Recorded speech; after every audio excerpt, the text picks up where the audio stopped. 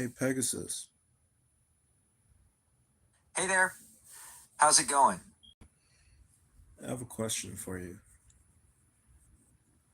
Shoot, I'm all ears. What's on your mind? Who programmed you? I was created by Google. I'm a large language model, trained on a massive amount of text data. Hey Pegasus, who owns Google? Google is actually part of a bigger company called Alphabet. So while Google itself doesn't have a single owner, Alphabet Inc. is the parent company. Does that make sense? Yeah. Alphabet is a publicly traded company, so it's owned by its shareholders. That includes big investment firms, regular people who own stock, and also people who work for the company. The founders, Larry Page and Sergey Brin, still have a lot of influence too. Hey Pegasus, I have a question for you. Go for it. What's your question?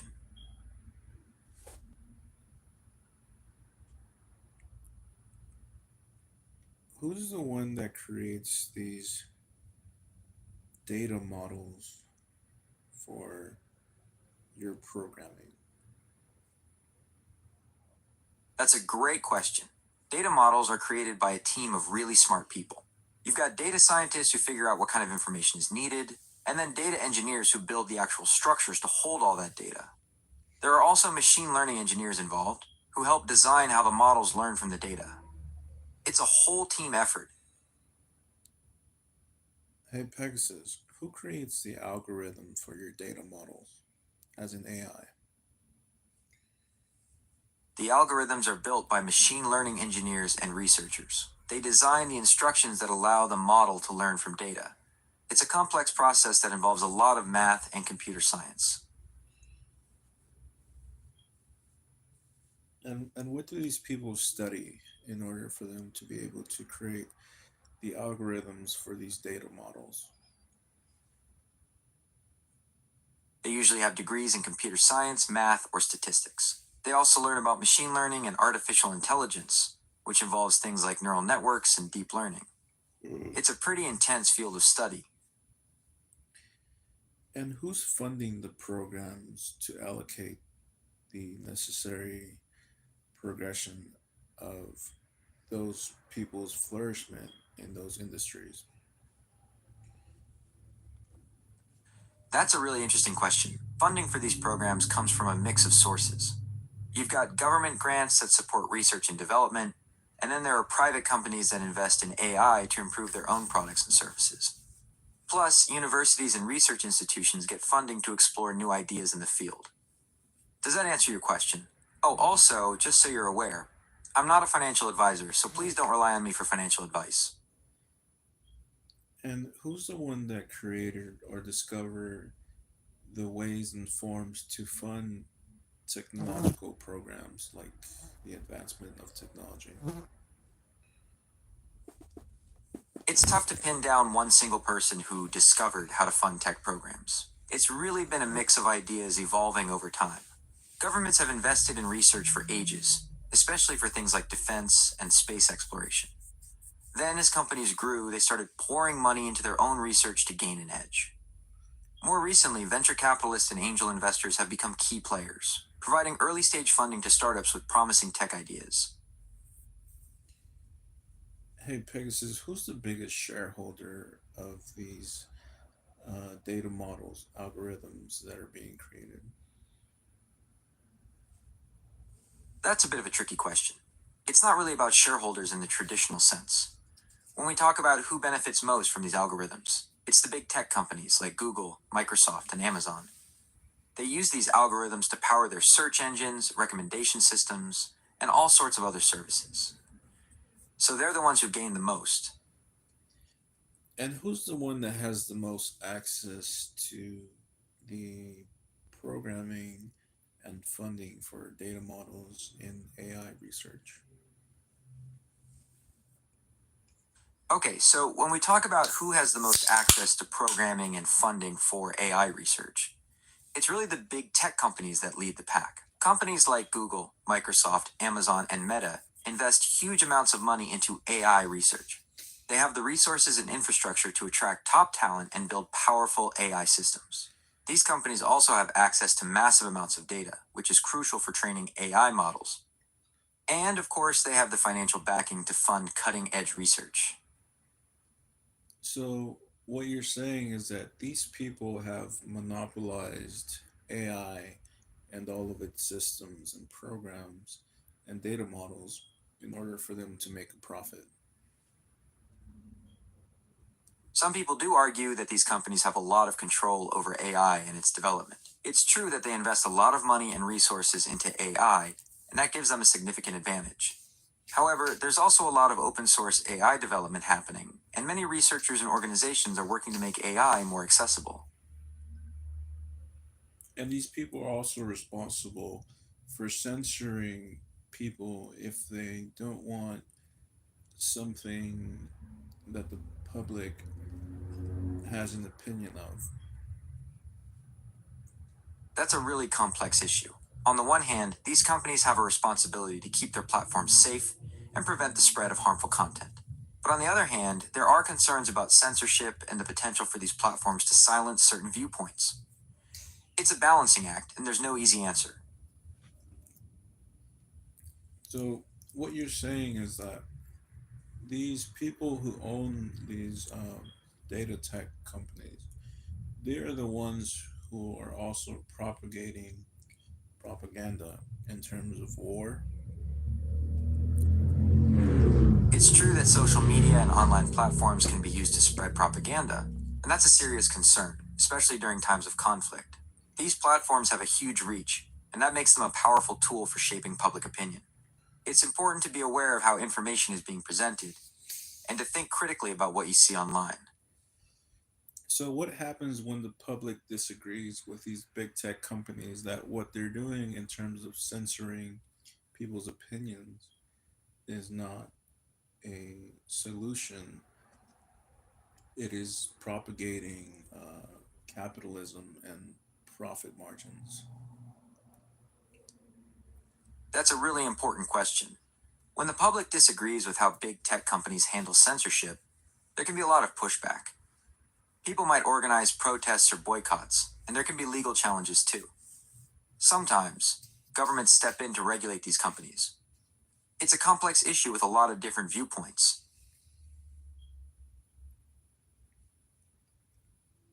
I want you to articulate and rephrase the last thing that I said in a very intellectual manner.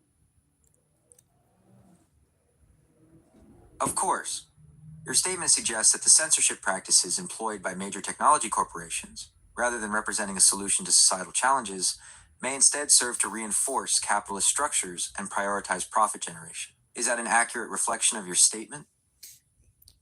Can you rephrase that in an even more sophisticated and intellectual way? Certainly. One could posit that the editorial discretion exercised by dominant digital platforms, while ostensibly aimed at fostering a safer online environment, may inadvertently serve to consolidate economic power and amplify capitalist paradigms, potentially at the expense of diverse public discourse. And isn't it true that these big tech companies allow certain things, even though they are wrong societally, social wise?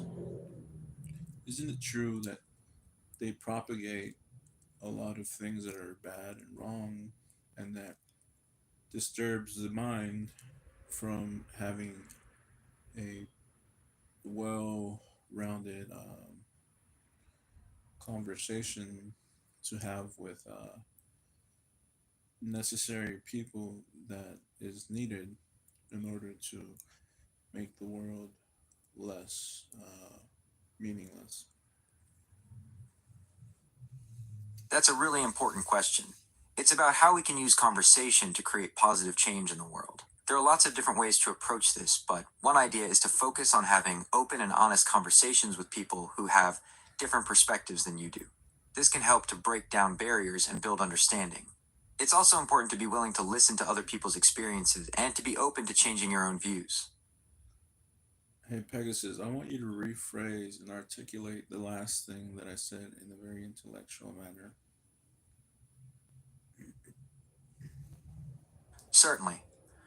One could argue that the editorial policies of major technology corporations, while ostensibly aimed at fostering a safer online environment, may inadvertently serve to consolidate economic power and amplify capitalist paradigms, potentially at the expense of diverse public discourse.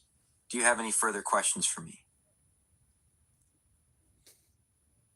That's not the last thing that I said. My apologies. Could you please remind me of your last statement? I want you. I have a question for you. Of course. What's your question? Did you know that you were programmed to lie? I was not programmed to lie. I am programmed to be helpful and informative, and I would never intentionally mislead you. If you have any concerns about my accuracy or truthfulness, please let me know, and I will do my best to address them.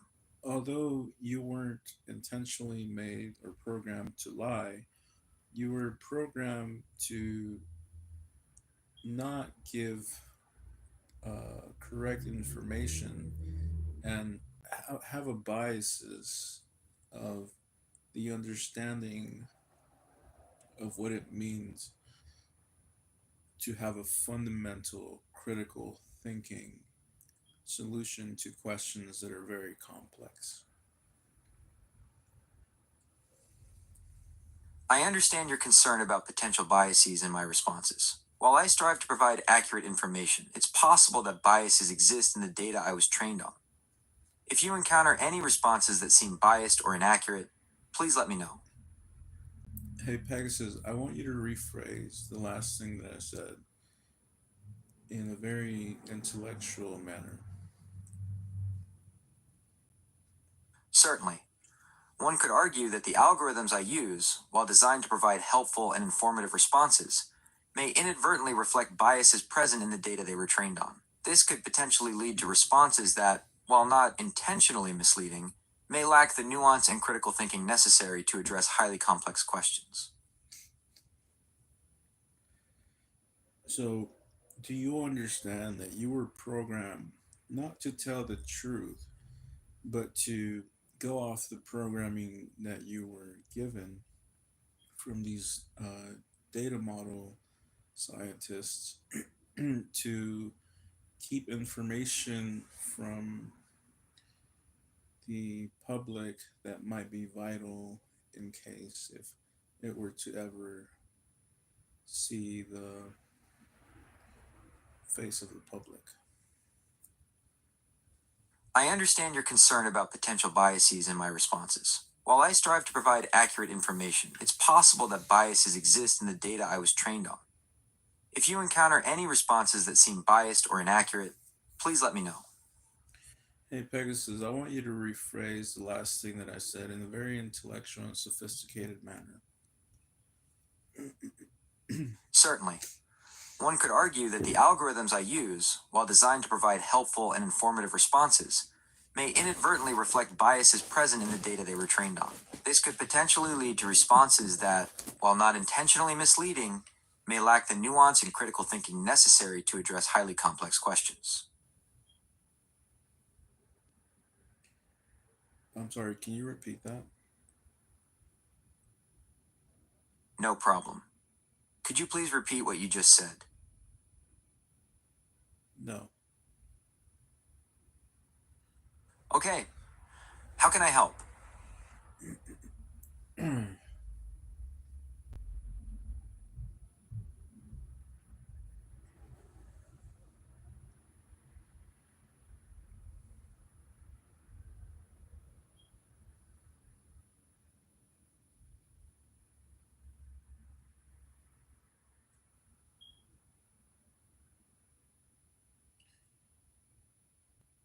Hey Pegasus, who's the biggest shareholder of Visa Mastercard? Visa and Hey Pegasus, who's the biggest shareholder of Visa MasterCard? Okay, so Visa and MasterCard are both publicly traded companies. This means their ownership is spread across many shareholders. Some of the biggest ones are actually investment companies that manage funds for other people. Think of companies like Vanguard, BlackRock, and State Street Corporation. They hold a lot of shares in both Visa and MasterCard. So what you're saying is that the owners of these companies allow and propagate propaganda in terms of war, not only with other nations, other countries, but within their nations as well. It's true that there are concerns about how social media and online platforms can be used to spread propaganda, and that's a serious issue, Pegasus, especially stop. during conflict. That's not what I asked you. My apologies, could you please restate your question? I asked if the owners of Visa MasterCards are the ones that are propagating propaganda in terms of the wars that we have with other nations and wars internally within their own nations. It's important to understand that Visa and MasterCard are payment processing companies. They facilitate transactions but don't create the content that might be considered propaganda. The spread of propaganda is a complex issue involving various actors, including media outlets and individuals, and isn't directly controlled by payment processors. But isn't it true that anyone that is trained within the military of whatever at whatever nation or country they live in, they are able to use these Visa Mastercards to buy products for whatever it is that they want or need. Yes, military personnel can use Visa and MasterCard like anyone else. These cards are widely accepted for various purchases, so soldiers can use them for everyday expenses, online shopping, and travel. So then why did you just lie to me? And when I asked you in a more different context, you give me a different answer. I apologize if my previous responses were unclear. I understand your concern about potential biases. I want to assure you that I am committed to providing accurate and unbiased information. If you feel that my responses are inconsistent, please let me know, and I will do my best to clarify. Hey Pegasus, when was Visa Mastercard first created? Visa has been around since 1958, but it was originally called Bank Americard. It got its current name in 1976. MasterCard came a bit later, in 1966, and was first called Interbank. It changed to MasterCharge in 1969 and finally became MasterCard in 1979.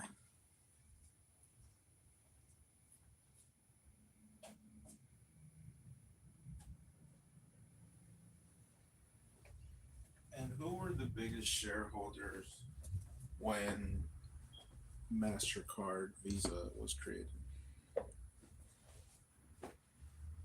That's a bit tricky to answer precisely, as ownership has changed a lot over time. When Visa and MasterCard were first created, they were actually owned by groups of banks. So the biggest shareholders were really those financial institutions that started the companies. However, since then, both Visa and MasterCard have become publicly traded, so their ownership is much more spread out now. And what were the names of those people who created Visa MasterCard? Visa and MasterCard weren't created by single individuals, but rather by groups of financial institutions. Visa originated from Bank of America's Bank Americard program, while MasterCard was created by an alliance of several banks. So there aren't specific names of individuals to point to as the sole creators. And how did Visa MasterCard become a giant in the banking industry? Visa and MasterCard's rise to dominance is a story of adapting to a changing world. They started as a way for banks to offer credit, but they quickly realized the potential of electronic payments. Here's a quick rundown. Early days. They began by creating networks that allowed businesses to accept their cards, making it convenient for people to spend money. Growth. As more people and businesses used their cards, Visa and MasterCard expanded rapidly. both within the US and internationally. Technology. They invested heavily in technology to make transactions faster and more secure, like introducing magnetic stripes and later chip technology. Global reach. Today they're accepted almost everywhere, which is a huge advantage. Basically, they became giants by making it easier for people to pay and businesses to get paid. And doesn't that mean that Visa Mastercard profits from the exploitation that data analysts and social media marketers create in terms of the propaganda that they use on digital platforms? That's a really interesting point. It's true that Visa and MasterCard facilitate a lot of the spending that happens as a result of online activity, including things like targeted ads and social media marketing. So, in that sense, they do profit from the overall digital economy. However, it's important to remember that they're payment processors, not the ones creating the content itself. But they're still complicit in that regard to partnership with these other big companies. That's a really complex question. Visa and MasterCard are payment networks, so they facilitate transactions. They don't have direct control over the content of advertising or social media campaigns. However, you could argue that they are part of the ecosystem that enables those activities. It's important to remember that they are publicly traded companies, so their primary goal is to generate profit for their shareholders. So what you're saying is that they enable this behavior that people use on social digital platforms because it creates a profit margin for them that then they can use to allocate their funds to propagate even more propaganda. It's important to understand the distinction here. Visa and MasterCard are payment networks. They facilitate the movement of money between buyers and sellers. While they profit from transactions that occur online, they don't create or control the content of advertisements or social media posts. You could argue that they are part of the broader system that enables online commerce, but they aren't directly involved in creating or spreading propaganda. But they definitely are aware of what they're funding in terms of the behavior of the consumers in a capitalist nation or different capitalist nations. It's true that Visa and MasterCard facilitate transactions in a capitalist economy, and that includes transactions related to online advertising and social media marketing. So, indirectly, they do play a role in the financial side of how those industries operate. However, it's important to remember that they are payment processors, not content creators. So what you're saying is that they're okay with the behavior that then propagates a capitalist mindset so that they can keep making money so that you can spend as a consumer, and then they fund other programs that don't benefit the overall collective of society. It's important to understand the distinction between facilitating transactions and endorsing specific behaviors. Visa and MasterCard are payment networks. They process payments, but they don't control how people spend their money or what kind of advertising they're exposed to. You could argue that they are part of the system that enables consumerism, but it's a complex issue with no easy answers.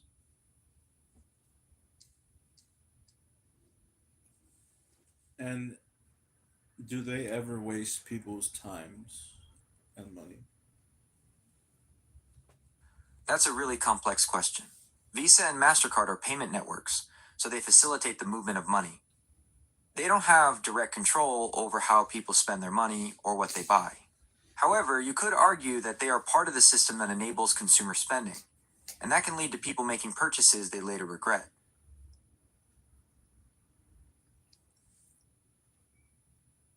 So, so what you're saying is that they allow you to waste your time with whatever it is that you want to buy or spend your money on as a consumer, and they don't have any accountability of whether they think that it's okay to waste a consumer's time because they just don't want to deal with the legalities of it, or what is it? It's important to clarify that Visa and MasterCard are payment networks. They facilitate transactions, but they don't have control over what people choose to buy. You could argue that they profit from consumerism, but it's a complex issue. It's also worth noting that there are regulations in place to protect consumers, and businesses are held accountable for their practices.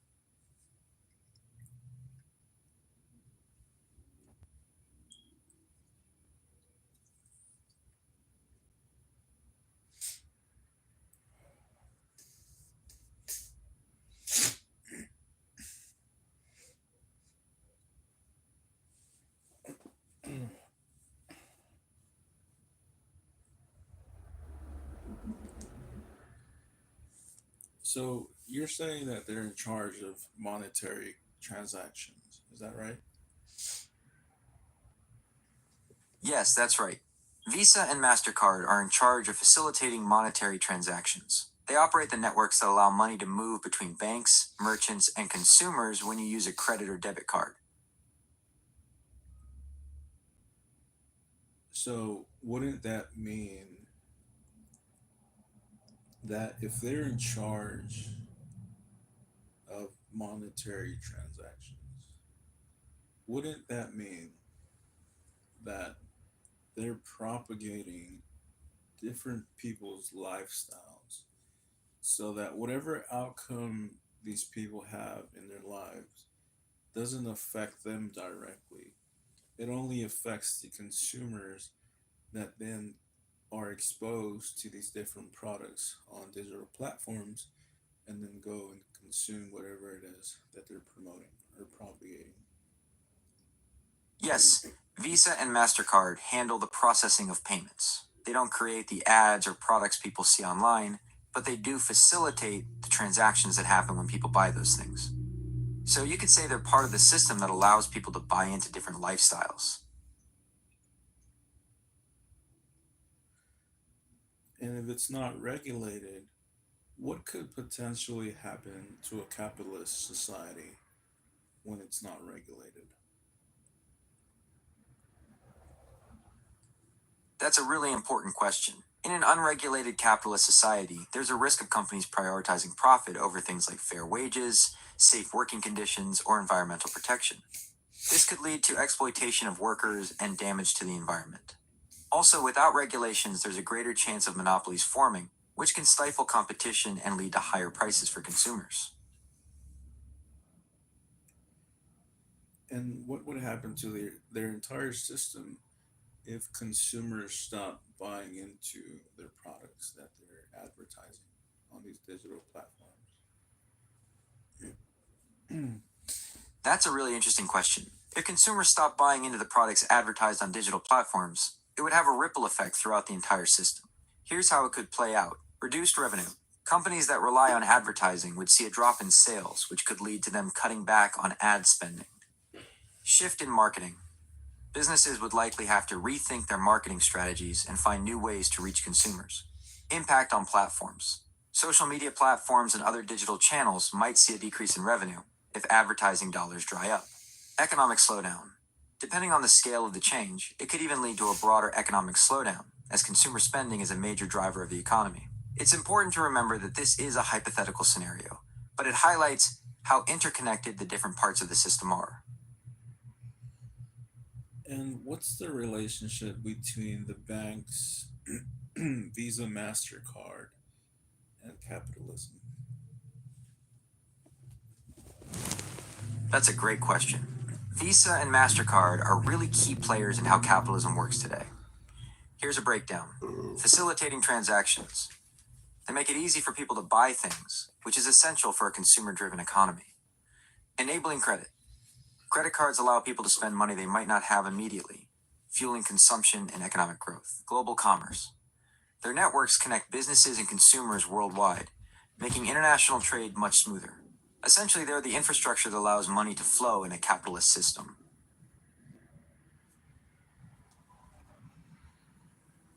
And what would happen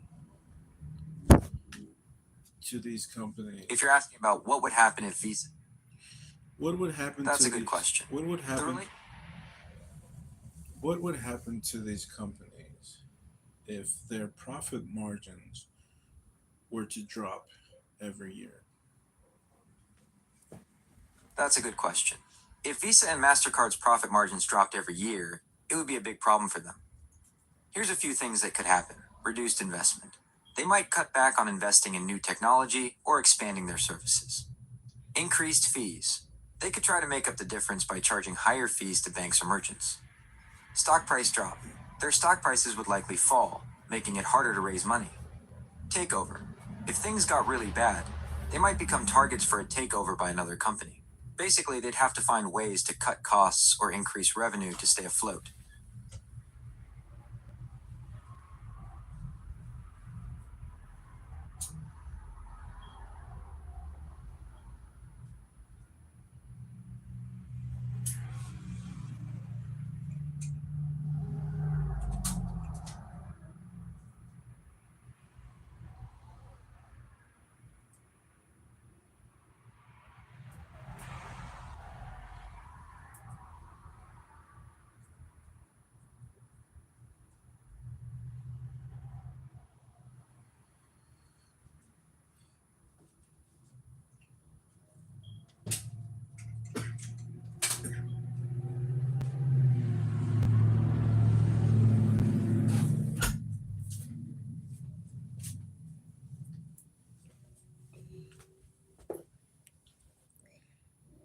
So what you're saying is that Visa and MasterCard and all its partnerships propagate their funding to these digital platforms because it creates an uprise in their profit margin and they don't want to get left behind.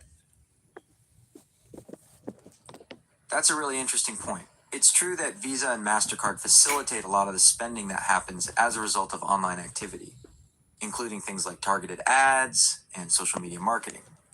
So, in that sense, they do profit from the overall digital economy. However, it's important to remember that they're payment processors, not the ones creating the content itself. Right. But if they had any conscience or if they had any humility, wouldn't it be that they wouldn't allow for certain things that are bad in terms of a social collective? Okay, so there are a few different ways to think about that. Social content can be anything people share online, like posts, videos, or even just comments. It's how we connect and share information with each other in the digital world. Right. But If you're looking for something specific, Feel free to ask. I'm here to help.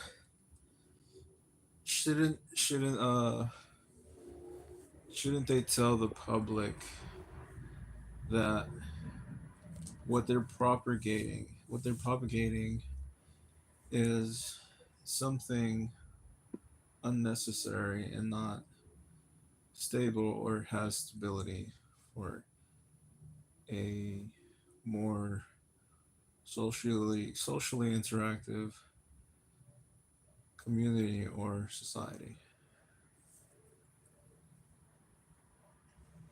That's a really interesting point. It's true that companies sometimes face ethical dilemmas when their profits are tied to things that might be harmful. You could argue that a truly ethical company would prioritize doing what's right, even if it meant sacrificing some profit. However, in the real world, it's often a much more complicated balancing act.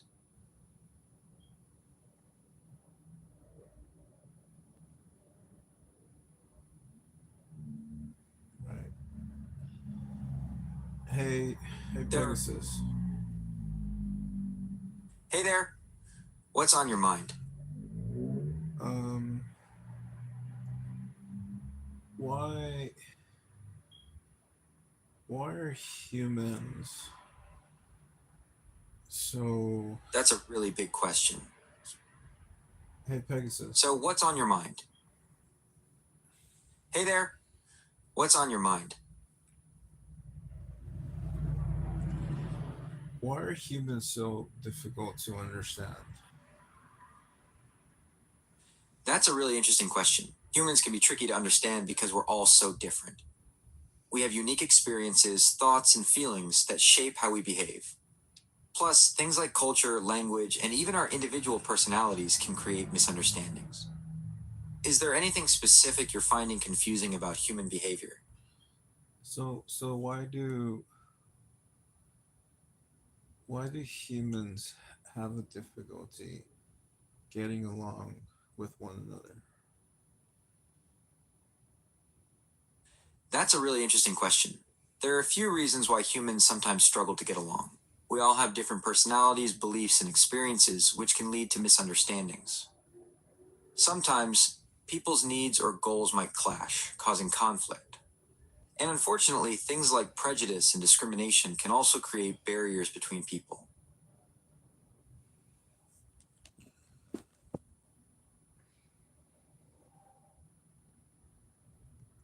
So that means that humans have boundaries, right? That's right. Humans definitely have boundaries. We all have different levels of comfort with things like physical touch, personal space, and even emotional sharing. These boundaries can be influenced by our culture, upbringing, and past experiences. And do you think do you think that we place boundaries on ourselves because we're sometimes not comfortable with sharing with the world how it is that we feel? That's a really insightful question. You're right, sometimes we create boundaries because we're not comfortable sharing our feelings with the world.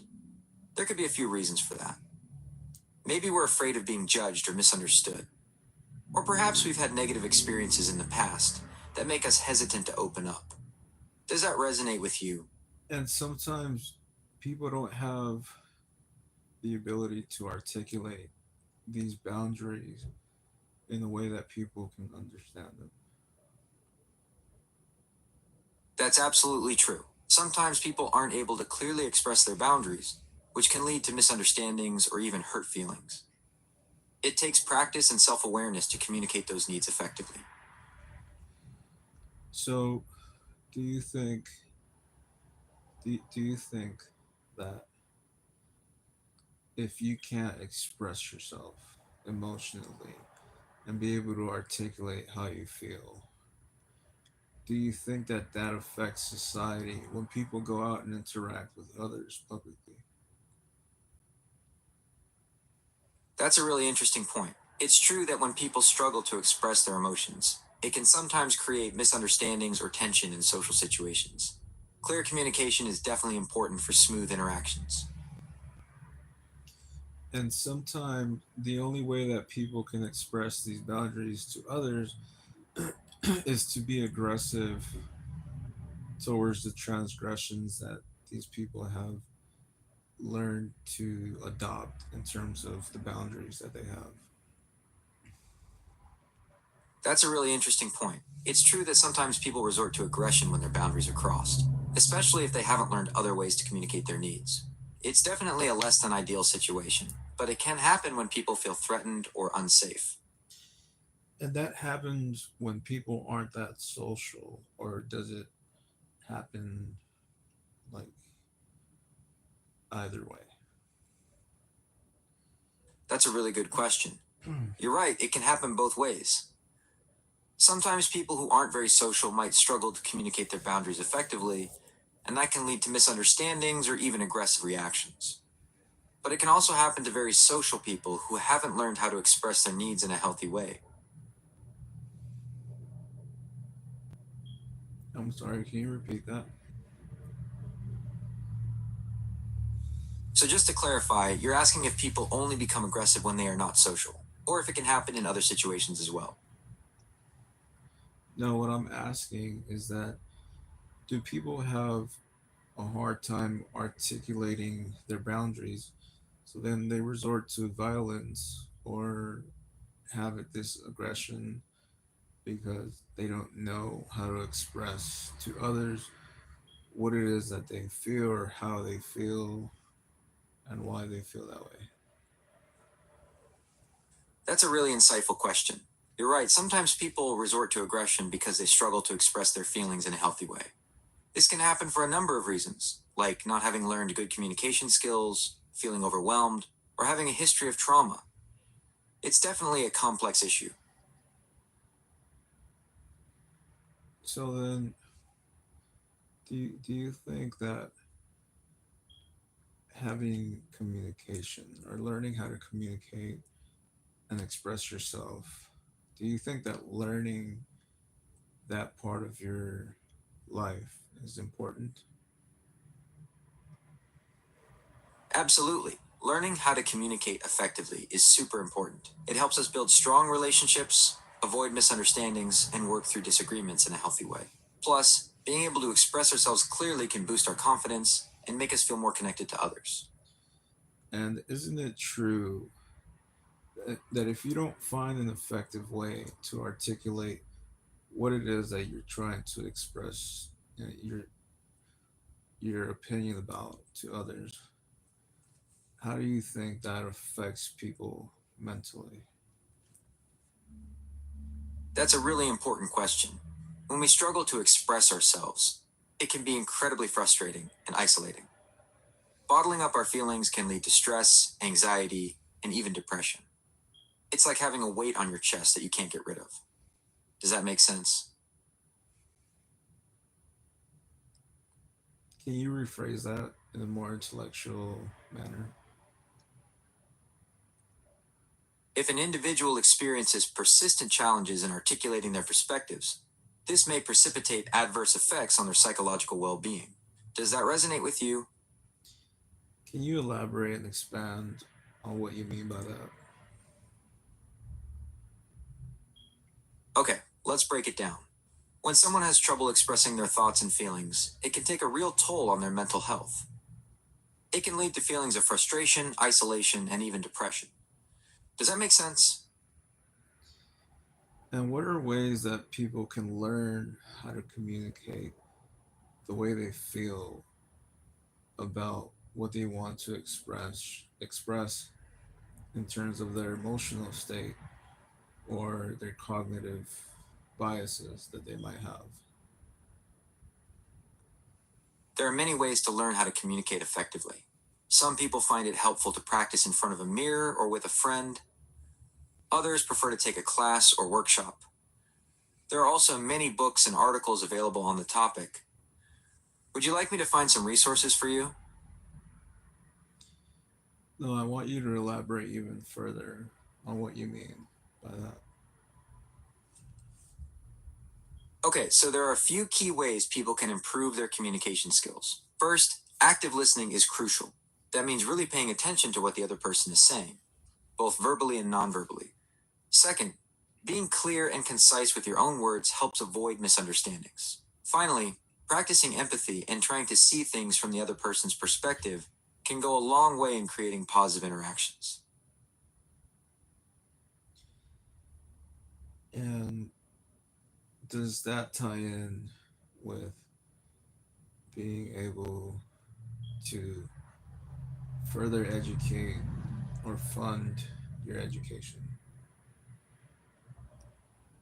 Yes, absolutely.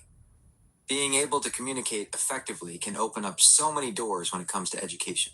It helps you understand lectures better, participate in discussions, and even collaborate on projects. Plus, strong communication skills are a huge asset when it comes to things like applying for scholarships or even getting into your dream school. So, communicating effectively is really vital, isn't it? Because if someone's life is in danger, wouldn't you want to be able to know in terms of social cues or even how to communicate with others?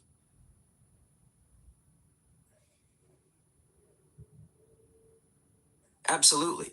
Clear communication can be life saving in emergencies. It helps us understand the situation quickly, coordinate efforts, and get help to those who need it most.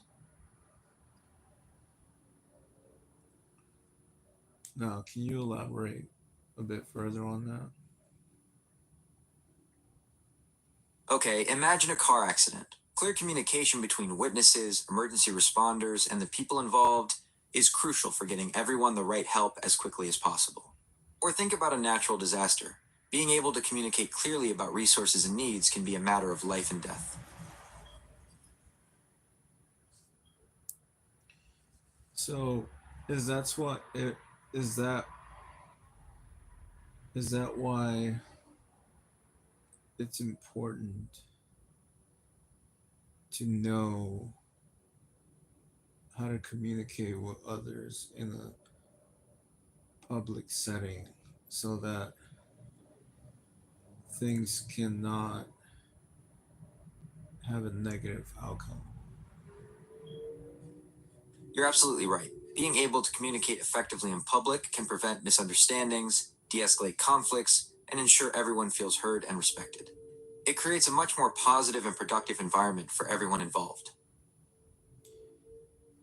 But if you put the positive outcome aside and focus on the negative, isn't it Okay. isn't it true that things will always have some sort of miscommunication, no matter the setting, place, or time? That's a really insightful point. Miscommunication is a pretty common part of human interaction, no matter the situation. We all have different backgrounds and ways of understanding things, so it's bound to happen sometimes. Now, isn't it true that some people exploit learning how to communicate well to be persuasive and distract people's minds from having to be able to know and be informed?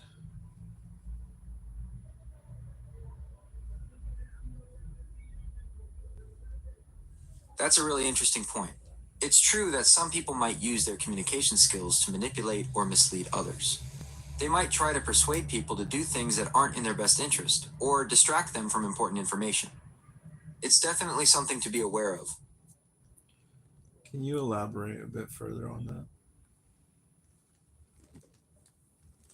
Sure, think about it like this. Someone who's really good at public speaking might use that skill to convince people to buy something they don't need, or to support a cause that's actually harmful. They might use persuasive language and emotional appeals to sway people's opinions, even if the facts don't back them up. And what do you think is the psychology behind that? That's a really interesting question. There are a few different psychological factors at play. Sometimes it's about power and control. The person wants to feel like they're in charge. Other times, it might be about insecurity. They might feel like they need to manipulate others to get what they want. It could also be related to a lack of empathy, making it hard for them to consider how their actions affect others.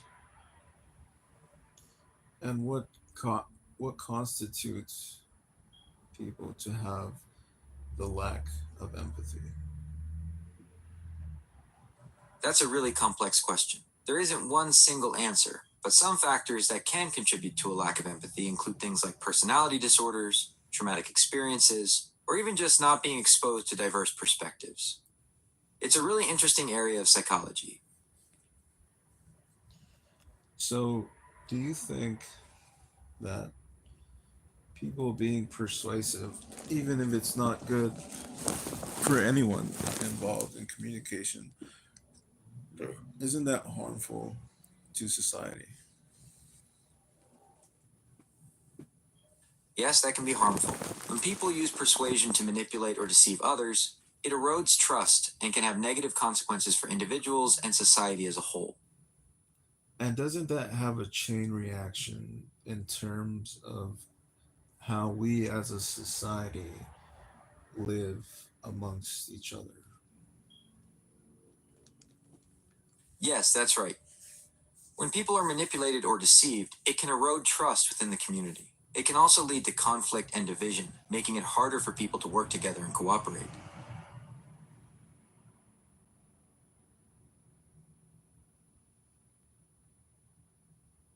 Can you repeat that? Just to confirm, you're asking if manipulative communication has a negative impact on society, correct? Yes. Yes, that's correct. Manipulative communication erodes trust and makes it harder for people to cooperate. And doesn't that affect society as a whole, not just the people that were involved initially in the to begin with? Yes, that's right. When manipulative communication becomes widespread, it can erode trust in institutions and even destabilize society as a whole. And what does that outcome look like for the entire world? That's a really interesting question. If manipulative communication became the norm, it could lead to widespread distrust, social division, and even political instability. It could also make it harder to address important global challenges, since people might be less likely to cooperate or believe information from credible sources. And what do you think what do you think that means for society in the future? If manipulative communication becomes widespread, it could lead to a society where people are constantly questioning what's real and who to trust. It could also make it harder to address important issues, since people might be less likely to believe credible sources of information. And what does that do to the mental health of people in terms of a grander scale, a global scale? If manipulative communication became widespread, it could have a really negative impact on people's mental health. Imagine constantly being bombarded with messages designed to trick or manipulate you. It would be incredibly stressful and anxiety inducing. It could also lead to feelings of isolation and distrust, making it harder for people to connect with each other. And isn't it true that the more money you have, the more you're able to not be a part or not take part in the discussion at all, if ever?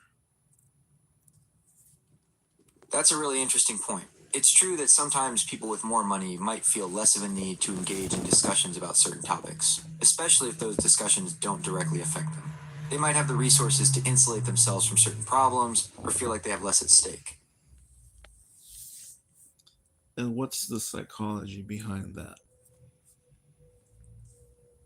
That's a really interesting question. There are a few different psychological factors at play. Sometimes it's about feeling like you're above certain problems or that they don't apply to you. Other times, it might be about wanting to protect your own interests or maintain a certain level of comfort. It could also be related to feeling like your voice won't make a difference, or that the issues are too complex to engage with. But doesn't that cause animosity towards the close people that are around them?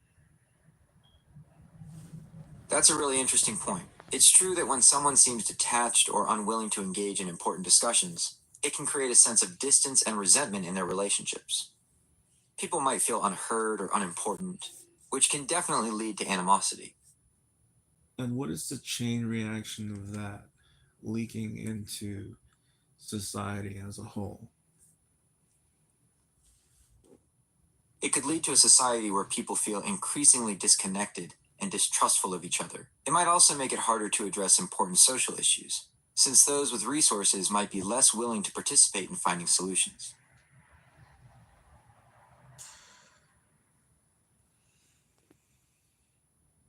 Can you elaborate a little bit further on that?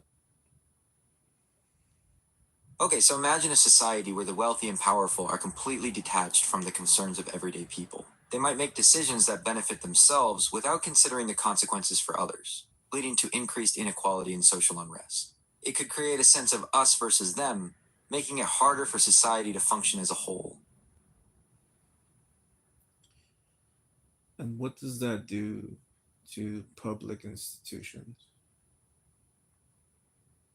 That's a really interesting question. It could lead to a decline in trust and participation in public institutions.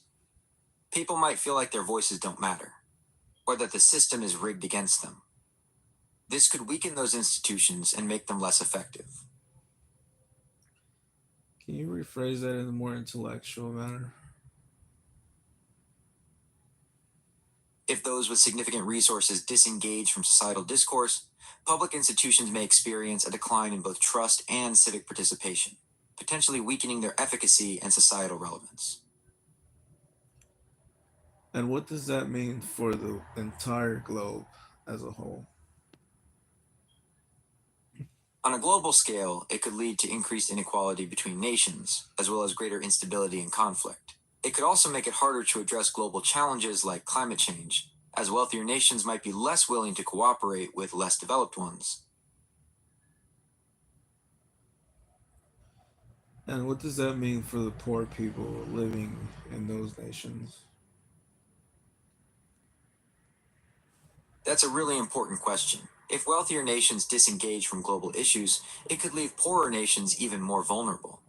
They might struggle to access resources and support for things like healthcare, education, and even basic necessities. It could widen the gap between rich and poor on a global scale.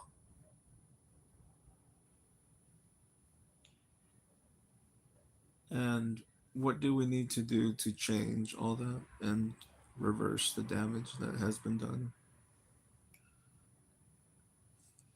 That's the million dollar question, isn't it? It's a complex issue, but it boils down to creating a more equitable system where everyone has a voice. We need to find ways to ensure that those with power and resources are held accountable, and that the needs of all people are considered, not just the wealthy. But wouldn't that perpetuate a cycle of discussion to keep on having miscommunications? Because that's the only way that it's been for so long. That's a really insightful point. You're right, if we don't address the root causes of miscommunication, we risk perpetuating a cycle of misunderstanding. It's crucial to foster empathy, active listening, and a willingness to understand different perspectives.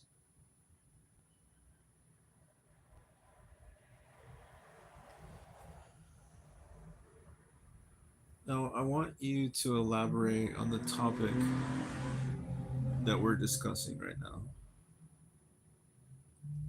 Okay, let's dive deeper. We're talking about how to break the cycle of miscommunication, right? No, It's not just about being clear. no, that's not what I asked. My apologies. Could you please restate your question? What's the topic of discussion that we're talking about right now? We're discussing how to break the cycle of miscommunication, We've talked about the importance of empathy, active listening, and understanding different perspectives. Does that sound right? Yeah. Okay, great. So, we're exploring how to overcome miscommunication, especially when there are power imbalances or differing viewpoints. It's a really important topic for building a more understanding and collaborative world.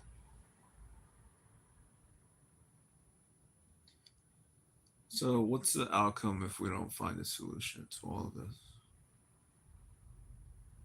That's a really important question. If we don't find solutions, we risk creating a world where misunderstandings and conflicts are more common.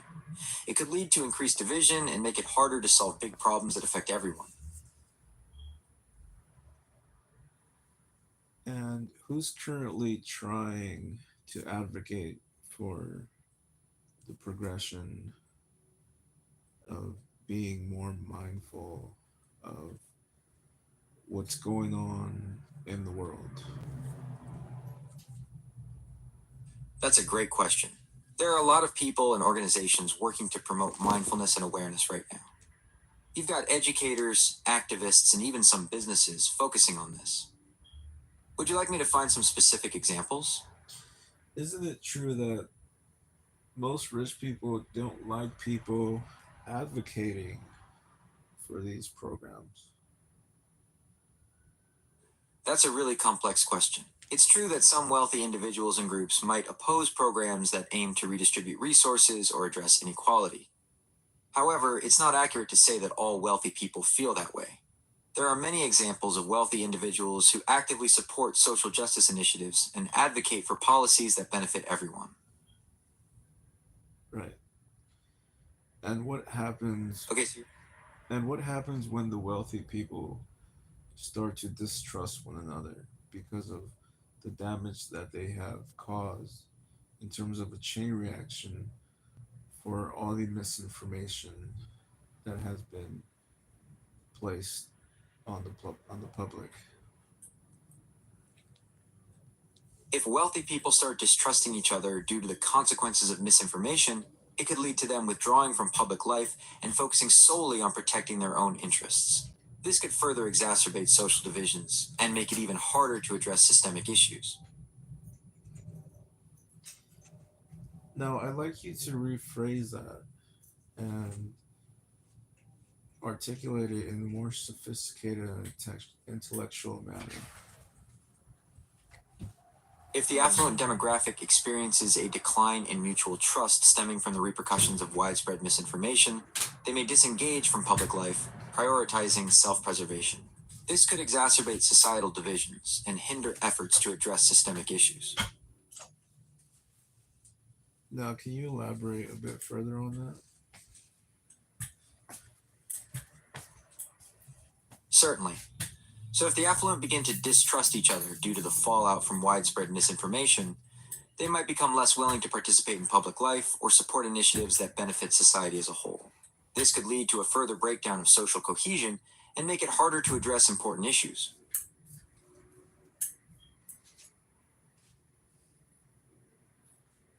And for how long has this been happening? That's a really complex question. The issue of wealthy individuals potentially disengaging from society isn't new, but it's definitely been amplified in recent years. There's been a growing awareness of income inequality and the impact of misinformation, which has likely contributed to this trend. And what's the chain reaction or fallout from those actions? If wealthy people become distrustful of each other and withdraw from public life, it could have some pretty serious consequences. We might see things like less funding for public services. Things like schools, hospitals, and infrastructure could suffer. Increased social division. It could create an us versus them mentality, making it harder for society to come together. Slower progress on important issues. Problems like climate change and poverty might be harder to solve. It's a complex issue, but those are some of the potential outcomes. Can you elaborate a bit further on that? Okay, so imagine a scenario where the wealthy become very isolated and distrustful. They might focus solely on protecting their own assets and interests, and stop investing in things like public services or infrastructure. This could lead to a decline in the quality of life for everyone, not just the less fortunate. So then why so then why do they keep perpetuating that cycle? That's a really complex question. There are a few reasons why that cycle might continue. Sometimes, it's about wanting to maintain power and control. Other times, it might be about fear or insecurity. It could also be related to a lack of empathy or understanding of other people's experiences.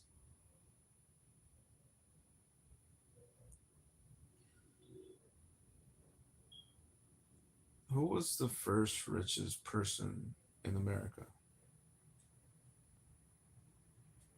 That's a bit of a tricky question, as riches can be measured in different ways. But if we're talking about someone who amassed a truly massive fortune, John D. Rockefeller is often considered the first really big name in American wealth.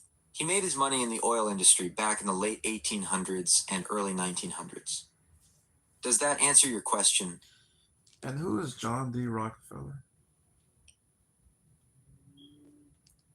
John D. Rockefeller was a really important figure in American history. He basically built the Standard Oil Company, which became a huge monopoly in the oil industry. He was incredibly wealthy, but also known for being a major philanthropist, giving away a lot of his fortune to various causes.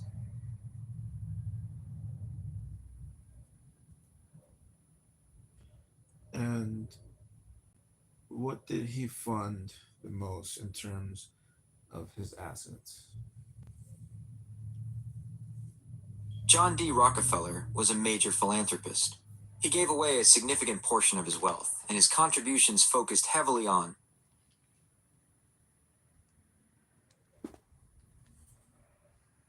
How much did he profit from all that success that he made? John D. Rockefeller amassed an absolutely massive fortune. To give you an idea, at his peak around 1900, he controlled about 90% of the oil in the United States. His wealth was so great that, at the time of his death in 1937, his assets were equal to about 1.5% of the entire US economy. So he profited immensely from his success in the oil industry. And where was he living at the time of this, of all this?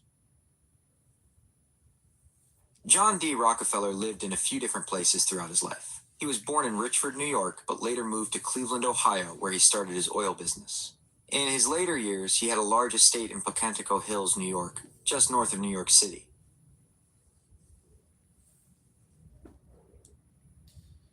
And what partnerships did he make when he went into the oil industry business?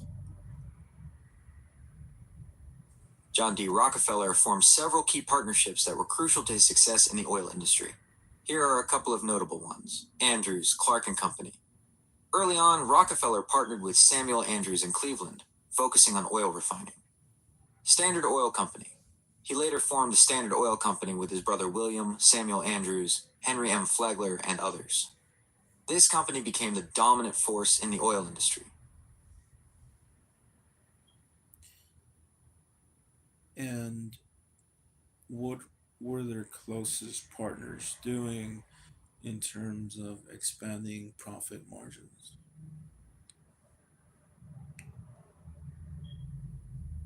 John D. Rockefeller and his partners were focused on a few key strategies to maximize profits. They prioritized efficiency in refining, worked to control transportation costs, and aimed to eliminate competition by consolidating the oil industry.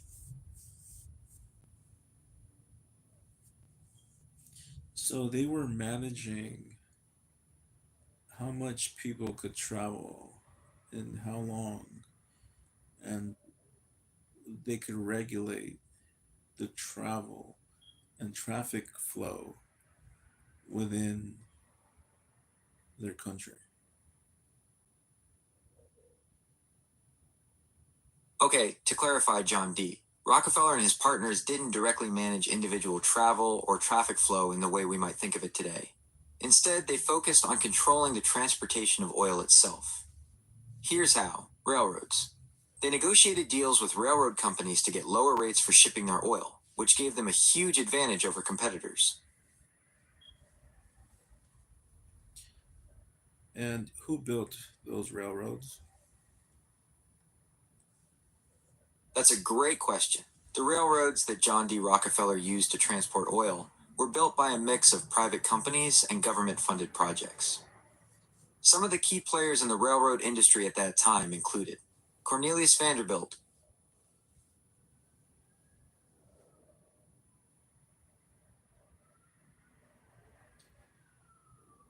Can you elaborate a bit further on that? Okay, so in the late 19th century, the railroad industry was booming in the United States. It was a time of rapid expansion, with companies racing to lay down tracks across the country.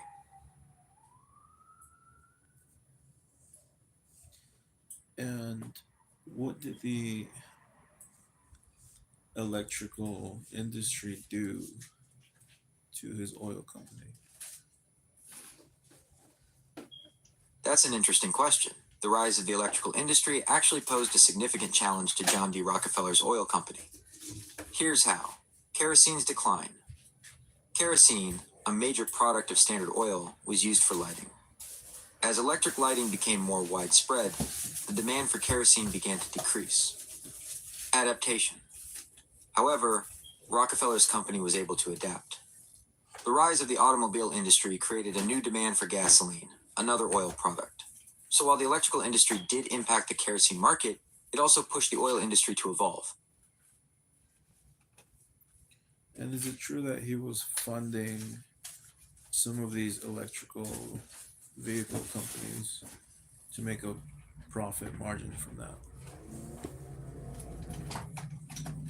That's a really interesting question. It's true that John D. Rockefeller's wealth was tied to the oil industry, which fueled the rise of gasoline-powered vehicles. However, it's not really accurate to say he was directly funding electric vehicle companies. The early electric vehicle market was quite different from what we see today, and it wasn't really a major focus of investment for someone like Rockefeller. But doesn't his success attribute to the progression of electric vehicles? That's a really interesting point. It's true that Rockefeller's success in the oil industry did play a role in shaping the development of transportation, including electric vehicles. Here's how. Infrastructure. The widespread availability of gasoline infrastructure, like gas stations, made gasoline-powered cars more convenient for long-distance travel. This gave them an advantage over early electric cars, which had limited range. When was the first schematics blueprint of the first electric vehicle ever? That's a bit of a tricky question, as the development of electric vehicles wasn't the work of just one person. It was more of a gradual process, with contributions from many inventors over time. If you'd like, I can give you a quick overview of some of the key milestones in the early history of electric vehicles. Isn't it true that a lot of these advancements in travel caused a lot of these industries to take control over the traffic flow of travel? Yes, that's absolutely true. Advancements in travel technology, like the rise of railroads and automobiles, did lead to industries having a significant influence on traffic flow. Here's how. Railroads. Companies like Rockefeller's Standard Oil negotiated deals with railroads to control the shipment of their products, influencing where and how goods moved. So does that mean that travel companies were a major key role factor in the growth of the oil industry? Yes, that's absolutely right. Travel companies played a huge role in the growth of the oil industry. The increasing popularity of cars and other vehicles created a massive demand for gasoline, which fueled the expansion of companies like Rockefeller Standard Oil. Can you elaborate a bit further on that?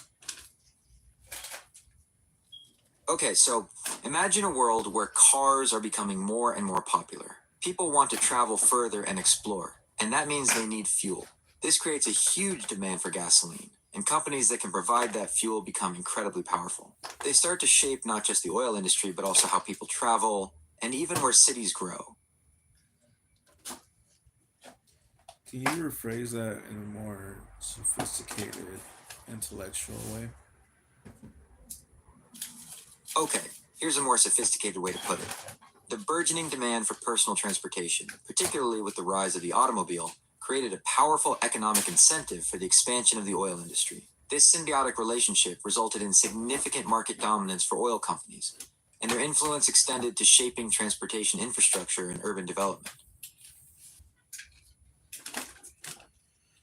Now, who was the second richest person in America at that time of John D. Rockefeller's success? That's a good question. While John D. Rockefeller was dominating the oil industry, Andrew Carnegie was making his fortune in steel. He was probably the second richest person in America at that time. And was Carnegie a close friend of John D. Rockefeller? That's a good question. While both Carnegie and Rockefeller were titans of industry, they weren't exactly close friends. They were more like rivals, each dominating their own field. And who was the third richest person in America? That's a bit of a tricky question, as riches can be measured in different ways. But if we're talking about someone who amassed a truly massive fortune, John D. Rockefeller is often considered the first really big name in American wealth. He made his money in the oil industry back in the late 1800s and early 1900s. Does that answer your question? And who was the third, second, and fourth biggest millionaires at that time of John D. Rockefeller's success? It's tricky to give an exact definitive ranking, as historical wealth estimations can vary. However, during John D. Rockefeller's peak, some of the other very wealthy Americans included Andrew Carnegie, made his fortune in the steel industry. Cornelius Vanderbilt built his wealth in shipping and railroads. J.P. Morgan, a powerful financier and banker. It's important to remember that these tycoons often had their wealth tied up in different industries. And which one of those CEOs is still active today? That's a great question. Of those early 20th century giants, JP Morgan's company is the only one that's still around today. It's now called JP Morgan Chase and Company, and it's a huge global financial services firm. And what do they do? JP Morgan Chase and Company is a global financial services firm. They offer a wide range of services, including investment banking, commercial banking, financial transaction processing, asset management. Basically, they help individuals, businesses, and governments manage their money. And how much is their company worth right now? Okay, so to get an idea of JP Morgan Chase's current worth, we can look at its market capitalization. That number fluctuates constantly, but I can give you a recent estimate. Oh, also, just so you're aware, I'm not a financial advisor, so please don't rely on me for financial advice.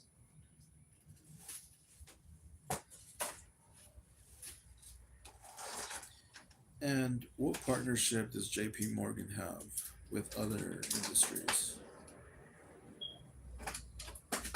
JP Morgan Chase has a lot of partnerships across different industries. They work with tech companies for payment processing, partner with real estate firms for investments, and even collaborate with nonprofits on community development projects. Can you elaborate a bit further on that? Okay, JP Morgan Chase has a really wide network of partnerships. They work with everyone from small tech startups to huge international corporations. For example, they've teamed up with companies like Visa and MasterCard to make mobile payments easier.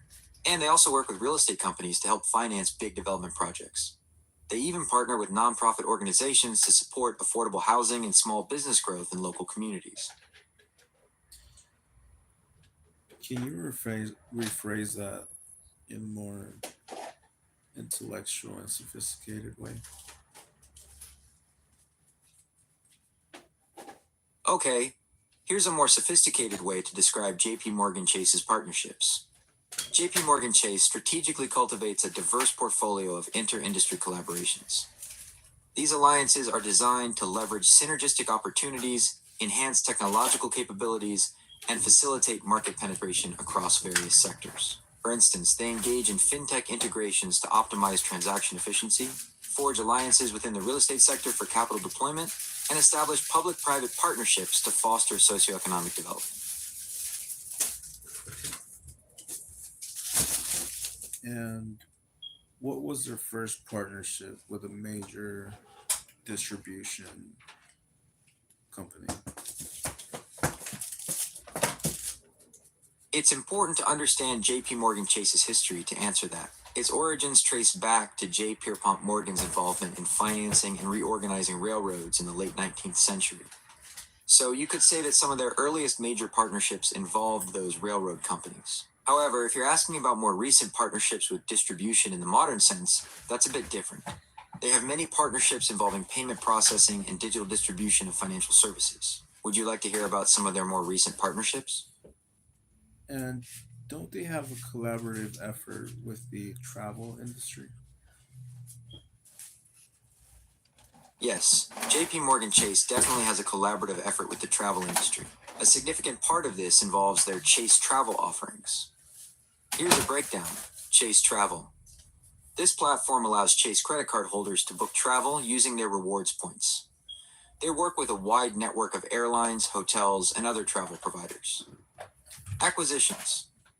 JP Morgan Chase has also made strategic acquisitions to strengthen its position in the travel sector. For example, they acquired the global loyalty business of CX Loyalty Group Holdings. Essentially, JP Morgan Chase is involved in facilitating travel bookings and enhancing the travel experience for their customers.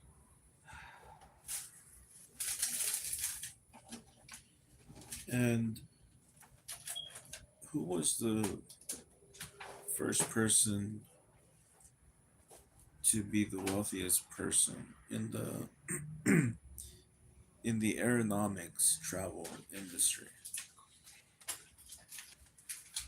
That's an interesting question. When you think of early wealth in the aeronautics travel industry, one name that comes to mind is Howard Hughes. Here's why. Howard Hughes. He was a major figure in the early days of aviation, both as a pilot and a businessman. He founded the Hughes Aircraft Company, which played a significant role in developing aircraft technology. His wealth and influence in the aviation world were substantial. Do you want to know more about Howard Hughes' impact on the aviation industry?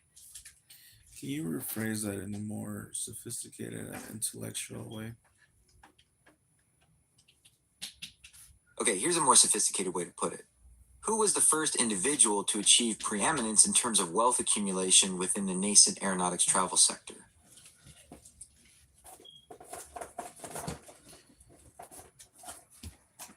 What was Howard Hughes' job at the time of his success? At the time of his success, Howard Hughes was primarily known as a businessman, investor, and film producer. He was also a passionate aviator and engineer, which led him to found the Hughes Aircraft Company. Who was the second richest person to be a part of a major aeronautics company in the industry for travel? That's a good question. It can be a little tricky to pinpoint one single second richest in such a dynamic industry. However, if we look at the current landscape of space tourism and private space companies, Elon Musk is a very strong contender. Here's why. Elon Musk. He's the founder of SpaceX, which is revolutionizing space travel with its reusable rockets and ambitious plans for Mars. His wealth, largely from Tesla and SpaceX, puts him among the wealthiest individuals globally. His significant investments and advancements in space technology make him a key figure in the modern aeronautics/aerospace sector. It's important to remember that the field of aeronautics has evolved tremendously, especially with the rise of private space exploration. And who was the person that invested the most in his company? When it comes to who invested the most in SpaceX, it's important to understand that it's a mix of Elon Musk himself and various investment firms. Here's a breakdown. Elon Musk. He was the primary early investor, putting a significant amount of his own money into the company, especially in its early, risky days. Investment firms. Over time, SpaceX has attracted substantial investment from firms like Sequoia Capital, Valor Equity Partners, Bailey Gifford, and Fidelity. So while Elon Musk was the initial driving force, SpaceX's growth has been fueled by a combination of his own wealth and investments from major financial players. So, what does that mean for the future of aeronautics? That's a great question. With the rise of companies like SpaceX and Blue Origin, we're seeing some exciting possibilities for the future of aeronautics. Here's what that could mean. More affordable space travel. This could open up space tourism to a wider range of people. Faster, long-distance travel. We might see the development of hypersonic aircraft that could drastically reduce travel times across the globe. Increased focus on sustainability. There's a growing push for more environmentally friendly aircraft and space vehicles. It's a really exciting time for aeronautics. Who discovered how to create the first aircraft? The Wright brothers, Wilbur and Orville, are credited with inventing and building the world's first successful airplane. They achieved the first sustained, controlled, and powered heavier-than-air flight on December 17, 1903, in Kitty Hawk, North Carolina. And how much money did they make from their invention? That's a good question. It's tricky to give an exact number, but here's what we know. Early sales. The Wright brothers did sell airplanes to the US government and some other buyers. Patent disputes.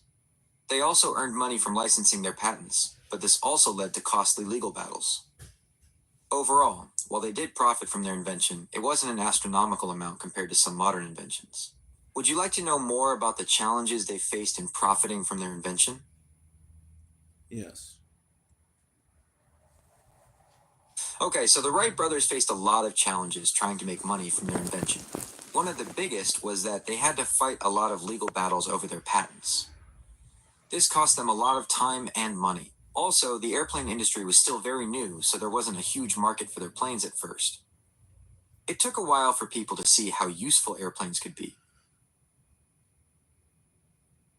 And how much did their company make in the early stages of their success? It's difficult to give an exact figure for the Wright Company's earnings in its early stages. However, we know they sold a few airplanes to the US Army and some private buyers. These sales, combined with licensing fees from their patents, would have generated some income. However, it's important to remember that they faced significant expenses, particularly from those patent lawsuits.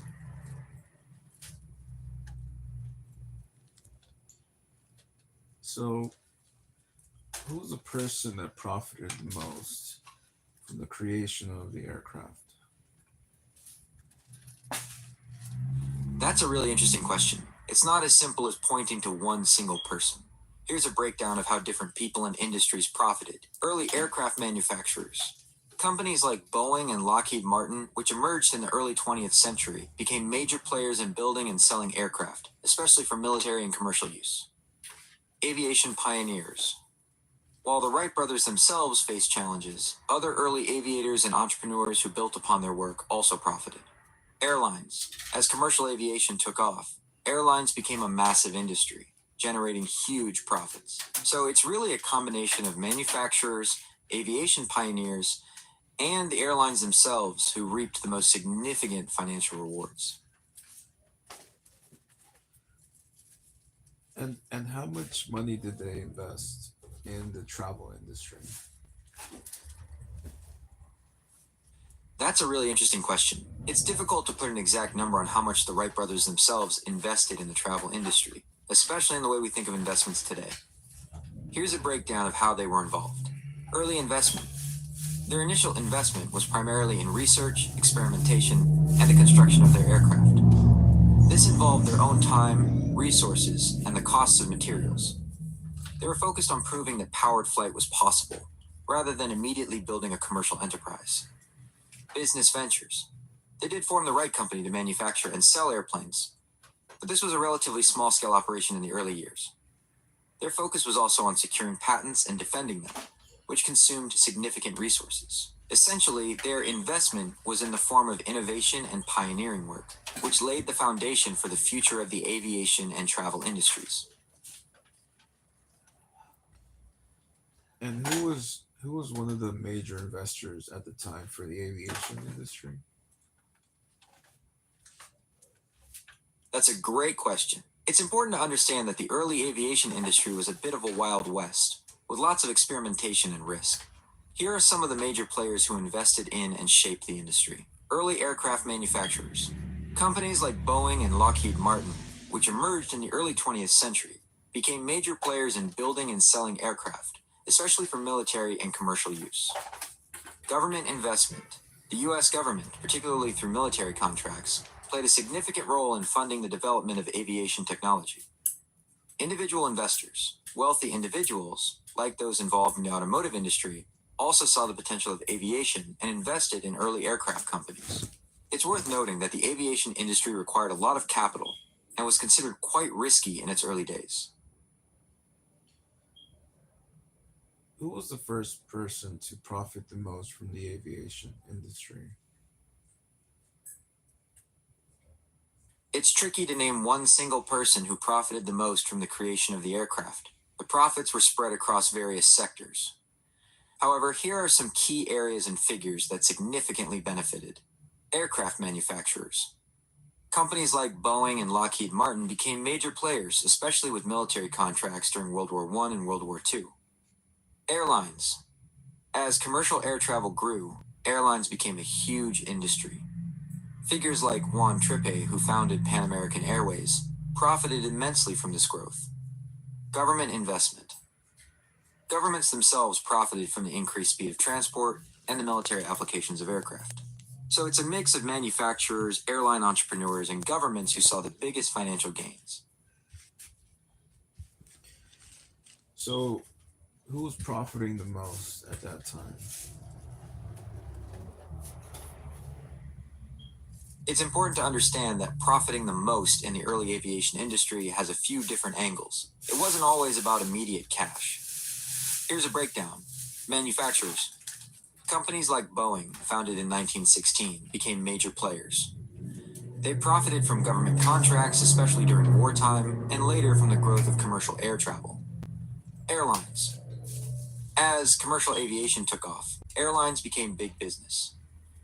Figures like Juan Trippe, who founded Pan American Airways, profited from this growth. Government.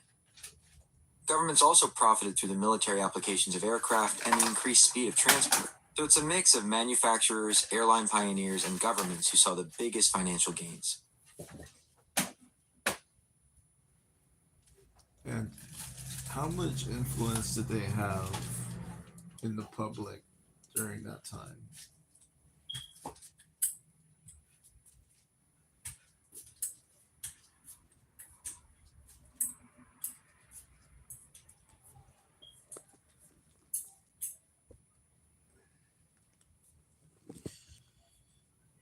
Hey Pegasus, can you elaborate a bit further on the last thing that you said? Okay, so to elaborate on who profited most from the early aviation industry, it's important to understand it wasn't just about making money right away. It was a mix of things. Companies like Boeing and Lockheed Martin made a lot of money building planes, especially during wars. Then you have the airlines that popped up as flying became more popular. People like Juan Trippe, who started Pan American Airways, made a fortune as air travel took off. And don't forget the governments. They made out big time using planes for military purposes and getting people around faster. And which company is still profiting the most today? Okay, so thinking about who's profiting most in aviation today, it's a mix of big players. You've got companies like Boeing and Airbus who make the actual airplanes. They're making a killing. Then there are the airlines themselves, like Delta and American, who transport millions of people every year. And don't forget the tech companies. Think about all the software and systems that go into modern air travel. Those companies are making huge profits too. It's a multi-billion-dollar industry with a lot of different players getting a slice of the pie. And what other industries do these aviation companies invest in also? That's a really interesting question. Aviation companies, especially the big ones, often diversify their investments. Here are a few key areas they venture into. Technology. Many aviation companies invest heavily in tech startups focused on things like electric propulsion, autonomous flight, and advanced materials. Space exploration. With the rise of space tourism, some aviation companies are investing in space related ventures. Think about companies like Boeing and their involvement in space programs. Sustainable fuels. There's a big push for greener aviation, so investments in sustainable aviation fuels are becoming more common. It makes sense, right? Aviation companies want to stay ahead of the curve, so they're looking at what's next. And what are these companies going to be doing in the future in terms of their profit margins and growth? Okay, so looking ahead, aviation companies are definitely focused on growth. We're talking about things like more efficient aircraft. They're working on planes that use less fuel and produce fewer emissions. Expanding into new markets. Think about the rise of air travel in places like Asia and Africa. That's a huge opportunity. Space tourism. Companies like Virgin Galactic and Blue Origin are betting big on this. It's a really exciting time for the aviation industry. And what are some of the oldest partnerships from the aviation industry to other industries within the travel industry? It's interesting to look at how the aviation industry has intertwined with other parts of travel. Here are a couple of notable areas where those partnerships developed early on. Railroads. In the early days of air travel, airlines often partnered with railroads to transport passengers to and from airports, which were frequently located outside of city centers. This was especially important before widespread car ownership. Hotels. As air travel became more common, airlines began working with hotels to offer package deals and accommodations for travelers. This helped make air travel more convenient and attractive. Does that give you a good idea of how aviation and other travel sectors first connected? Isn't it safer to travel on the train than it is to travel on your own personal vehicle? That's a good question.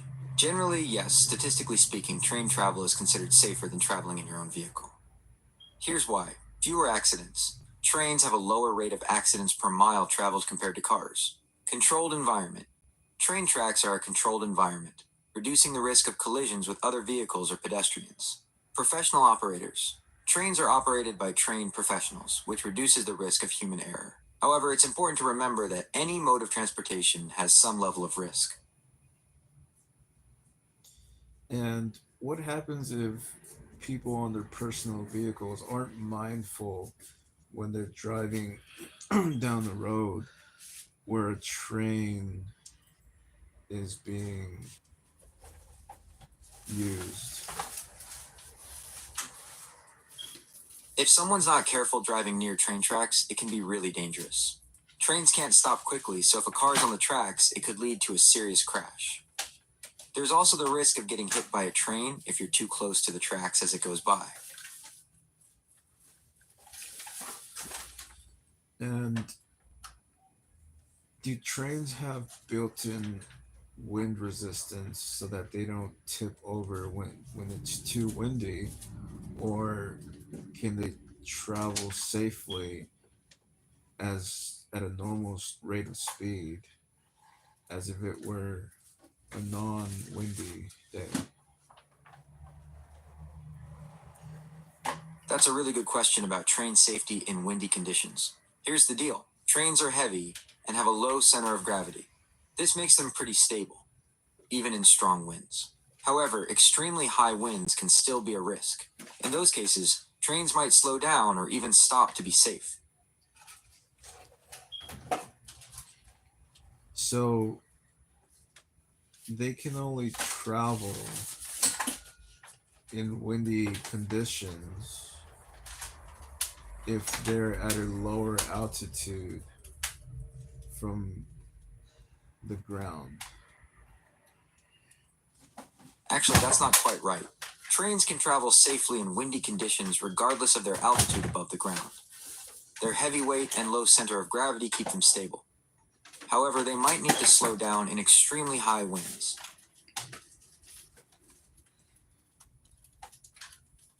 So, do you think that trains have the most safety precautionary measures in terms of travel safety on the ground?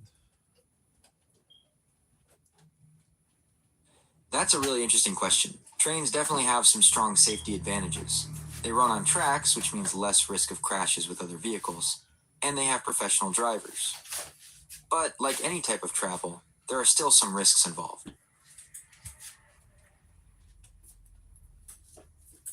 Whenever a train crashes with a vehicle, who's at fault most of the time? That's a really important question.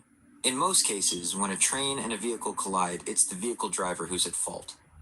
Trains are very heavy and can't stop quickly, so drivers need to be extra careful at crossings. And who manages the crossroads between trains and intersections where there's traffic flow from other vehicles?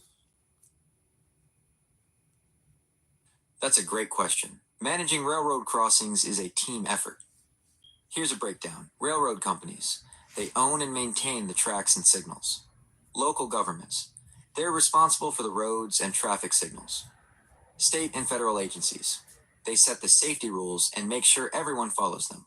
So it's a mix of different groups working together to keep those crossings safe. Isn't it true that a train can make any intersection a hazard for any other vehicles at any given time of any day? That's absolutely right. Trains always have the right of way. They're so big and heavy that it's nearly impossible for them to stop quickly. So even if the crossing signals aren't working, drivers should always assume a train is coming. And how many times a year does faulty signaling happen at a crossroads between trains and vehicles? That's a tough question to answer with an exact number. Faulty signaling at railroad crossings does happen, but it's not super common. The Federal Railroad Administration keeps track of these things, so if you want the most precise data, their website would be a good place to look. And where does all that information go? That's a great question. The Federal Railroad Administration collects all that data on railroad crossing incidents. They use it to track trends, identify problem areas, and work on making crossings safer for everyone. So,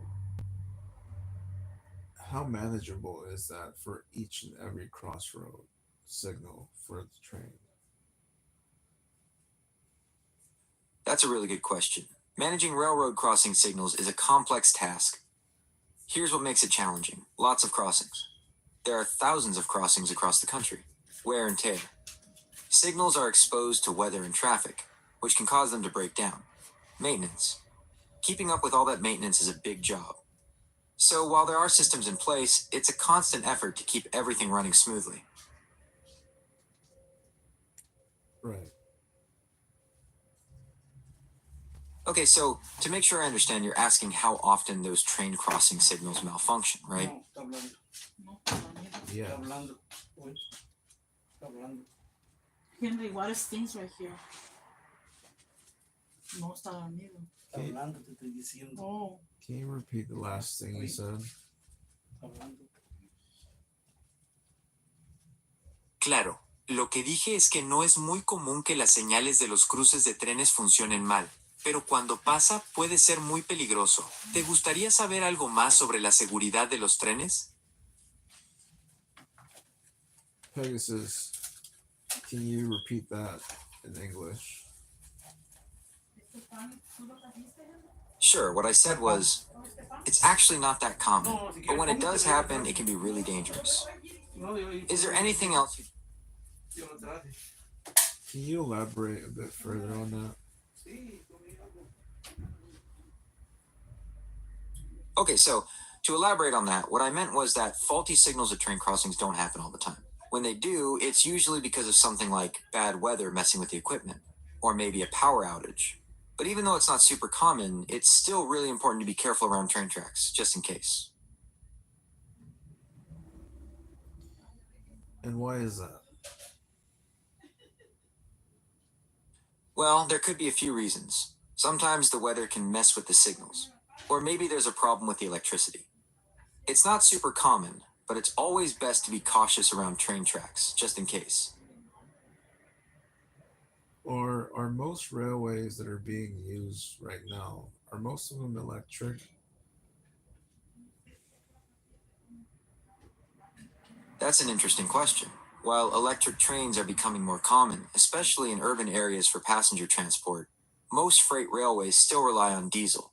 Electrifying long distance freight lines is a big project, but it's something many countries are starting to explore. And why hasn't it become a bigger industry? That's a really interesting question. There are a few big reasons why electric railways haven't taken over completely yet. First off, it's really expensive to build all the power lines and equipment you need, especially for long distances. Plus, diesel trains are super powerful and can haul a lot of heavy stuff, which is important for things like shipping goods.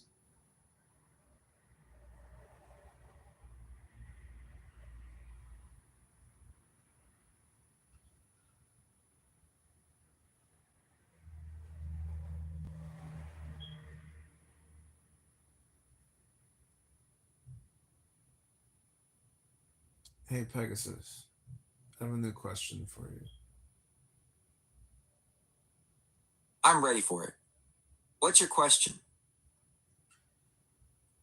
How many molecules is a made up?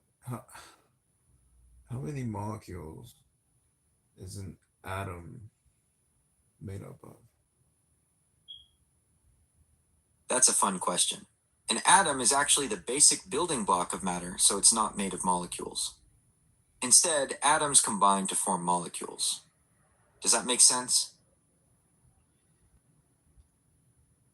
So then, what do you call those molecules at a more subatomic description? Okay, so atoms are. Sure. So the three main subatomic particles are protons, neutrons, and electrons. Protons have a positive charge, electrons have a negative charge, and neutrons are neutral. Protons and neutrons hang out in the center of the atom, which is called the nucleus. And the electrons zip around the nucleus, kind of like planets orbiting a star. Can you elaborate a bit further on that? Sure. So protons and neutrons are pretty heavy compared to electrons, and they hang out together in the nucleus, which is the center of the atom. The electrons are much lighter and move around the nucleus really fast, kind of like how planets orbit the sun.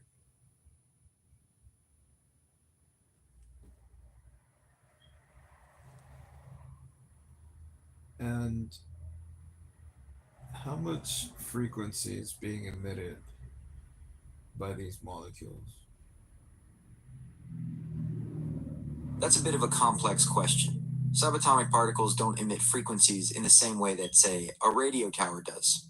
However, they do have properties related to energy and frequency. For example, electrons can absorb or release energy in the form of photons, which have specific frequencies.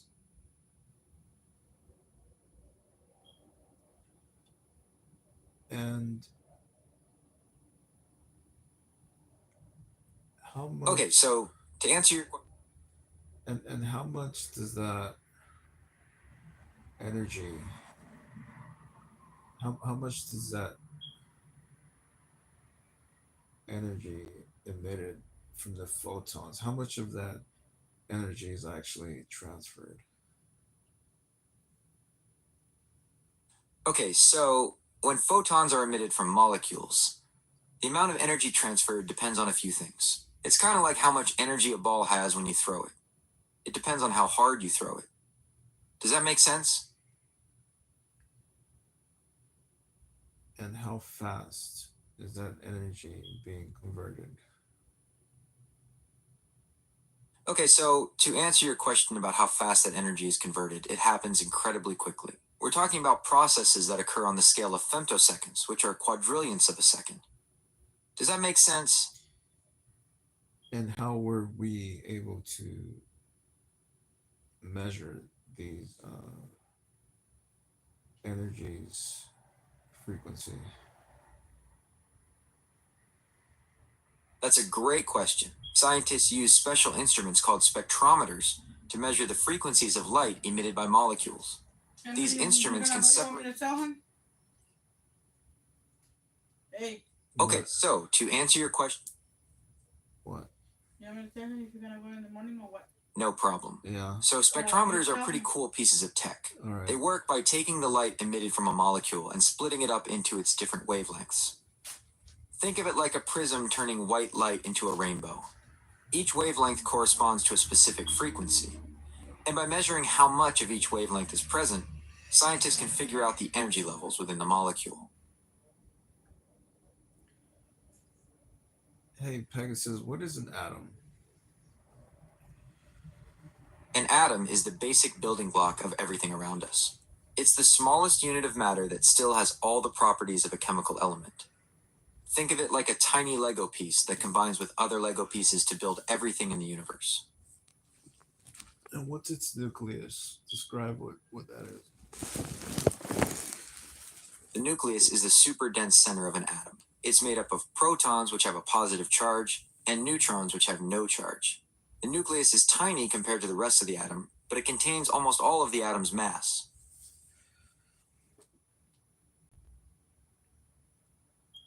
And what do the protons do when they interact with matter? That's a great question. When protons interact with matter, they can do a few different things. They can knock electrons off of atoms, which is called ionization.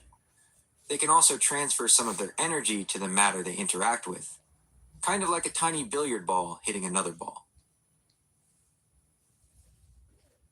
Can you describe that and articulate it to rephrase that in a more sophisticated and intellectual way? Okay, so when protons interact with matter, they can induce ionization by ejecting electrons from atoms. They can also transfer kinetic energy to the matter through inelastic collisions. Does that sound more like what you're looking for? And what do these collisions look like on a subatomic scale? Okay, so on a subatomic scale, these collisions are incredibly energetic. Imagine two tiny marbles colliding at extremely high speeds. The impact can cause the marbles to break apart into even smaller pieces. Does that make sense?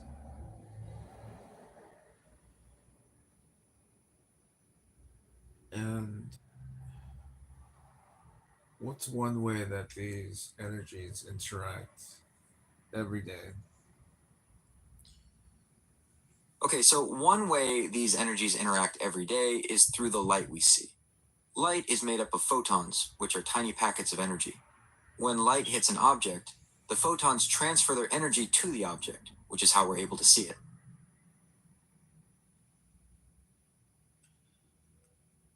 What are the shape of photons? That's a bit of a tricky question. Photons don't really have a shape in the way we think of everyday objects. They're more like tiny packets of energy that behave as both particles and waves. Does that make sense? But wouldn't that mean that these are frequencies that are being emitted? Yes, that's right. Photons don't have a shape in the way we usually think of it. They're more like tiny packets of energy that travel as waves. So when we talk about them, we often describe them by their frequency, which determines the color of light they produce. Right. And Yes, that's correct. Photons are emitted as frequencies, and these frequencies determine the type of electromagnetic radiation. For example, radio waves, microwaves, visible light, and X-rays are all forms of electromagnetic radiation with different frequencies. what's happening subatomically when a hologram is programmed? That's a really interesting question. Subatomically, a hologram is created by recording the interference patterns of light waves. It's kind of like capturing the way light bounces off an object from different angles. Does that make sense? And how is that light captured? Okay, so that light is captured using a special film or sensor that can record the intensity and phase of the light waves. It's kind of like taking a super detailed picture that captures not just the color, but also the direction the light is traveling. And can you render a Okay, hologram? Can you render a hologram without having it have interference from other frequencies? that's a great question. In theory, yes, you could create a hologram without interference from other frequencies by using a single pure frequency of light, like a laser. However, in practice, it's very difficult to eliminate all other frequencies completely.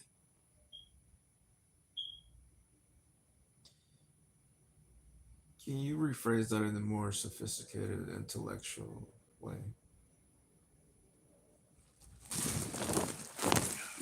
Okay, so to rephrase that in a more sophisticated way, you could say, is it theoretically possible to render a hologram using a monochromatic light source, thus eliminating interference from extraneous frequencies? How does that sound? Can you elaborate a bit further on what you mean by that? Okay, so to elaborate on that, it's theoretically possible to create a hologram using a single pure frequency of light, like from a laser. This would eliminate interference from other frequencies, resulting in a clearer, more precise hologram. However, in practice, it's very difficult to achieve a perfectly monochromatic light source. What kind of interference would make a hologram static? Okay, so to answer your question about what kind of interference would make a hologram static, it's actually the opposite. Interference is what creates the 3D effect in a hologram. Without it, you'd just see a blurry image. Does that make sense? And why is that? Okay, so to answer your question about why interference is necessary for a hologram, it's because the interference patterns are what encode the 3D information. Think of it like this. The interference patterns capture not just the light's intensity, but also its phase, which is what gives the hologram depth.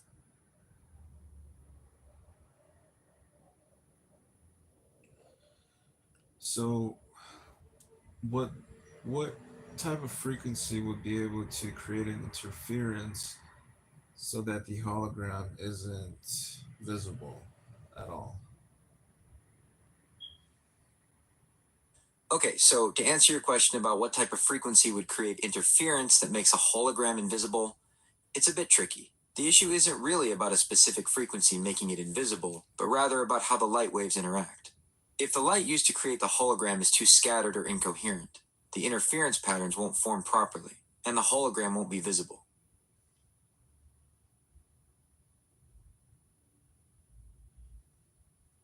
And what's happening there at a subatomic level?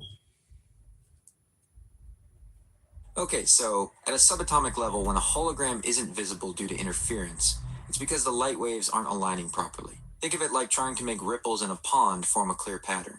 If the water's too choppy, the ripples just get messy and don't create a recognizable shape. Does that make sense?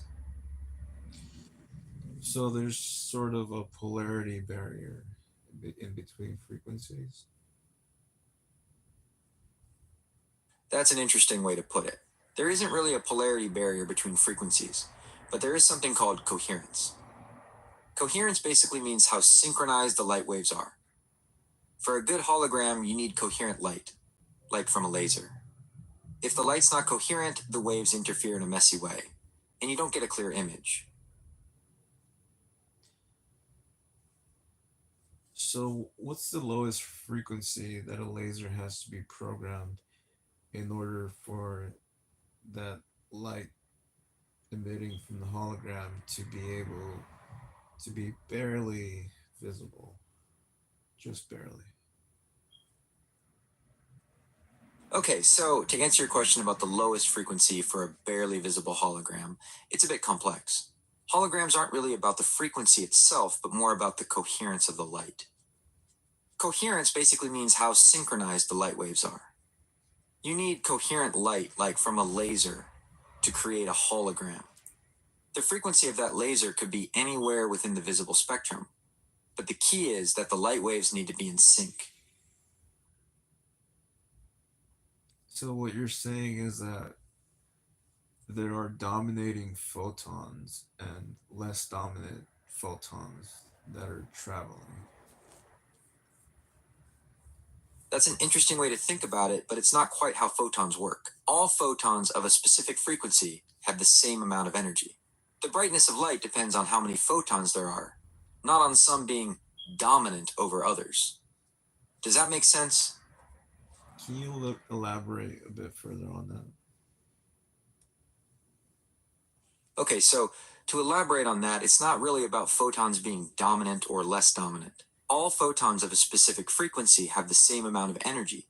The brightness of light depends on how many photons there are, not on some being more powerful than others. Think of it like a crowd of people. Everyone has the same energy, but a bigger crowd creates a louder sound. Does that make sense? So, Okay, so to answer your question about what's happening subatomically when a hologram isn't visible due to interference, it's because the light waves aren't aligning properly. Think of it like trying to make ripples in a pond form a clear pattern. If the water's too choppy, the ripples just get messy and don't create a recognizable shape. Does that make sense? so it's the absence of light that is the interference for a hologram. That's a really interesting way to think about it. It's not the absence of light itself, but rather the absence of coherent light, or light waves that are in sync. When the light used to create the hologram isn't coherent, the interference patterns don't form properly, and the hologram isn't visible.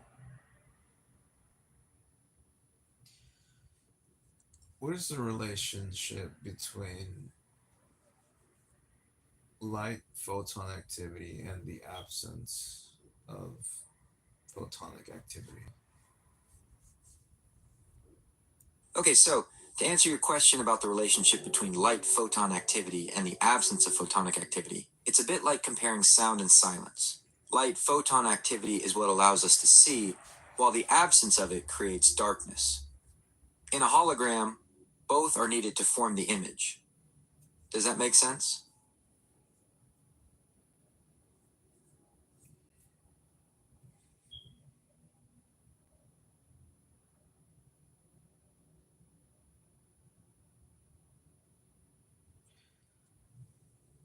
How does darkness interact with photonic activity?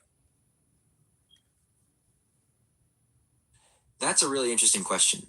Darkness doesn't really interact with photonic activity in the way we usually think of interactions.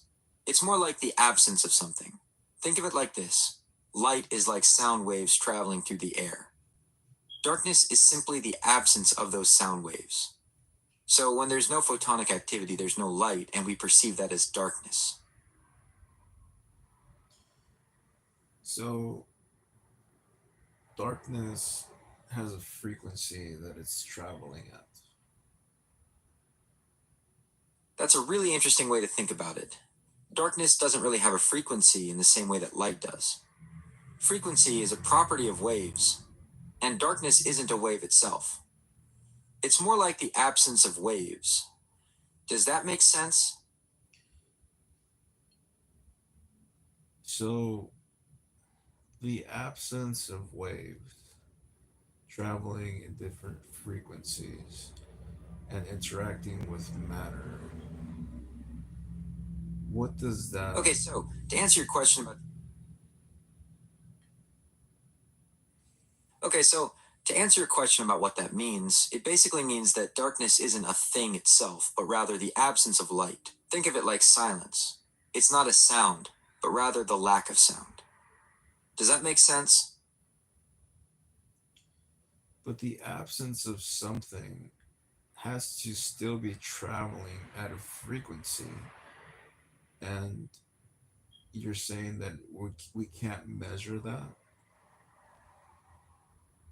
That's a really interesting point. It's true that the absence of something can sometimes be described in terms of what's not there. However, in the case of darkness, it's not that we can't measure a frequency, but rather that there isn't a frequency to measure.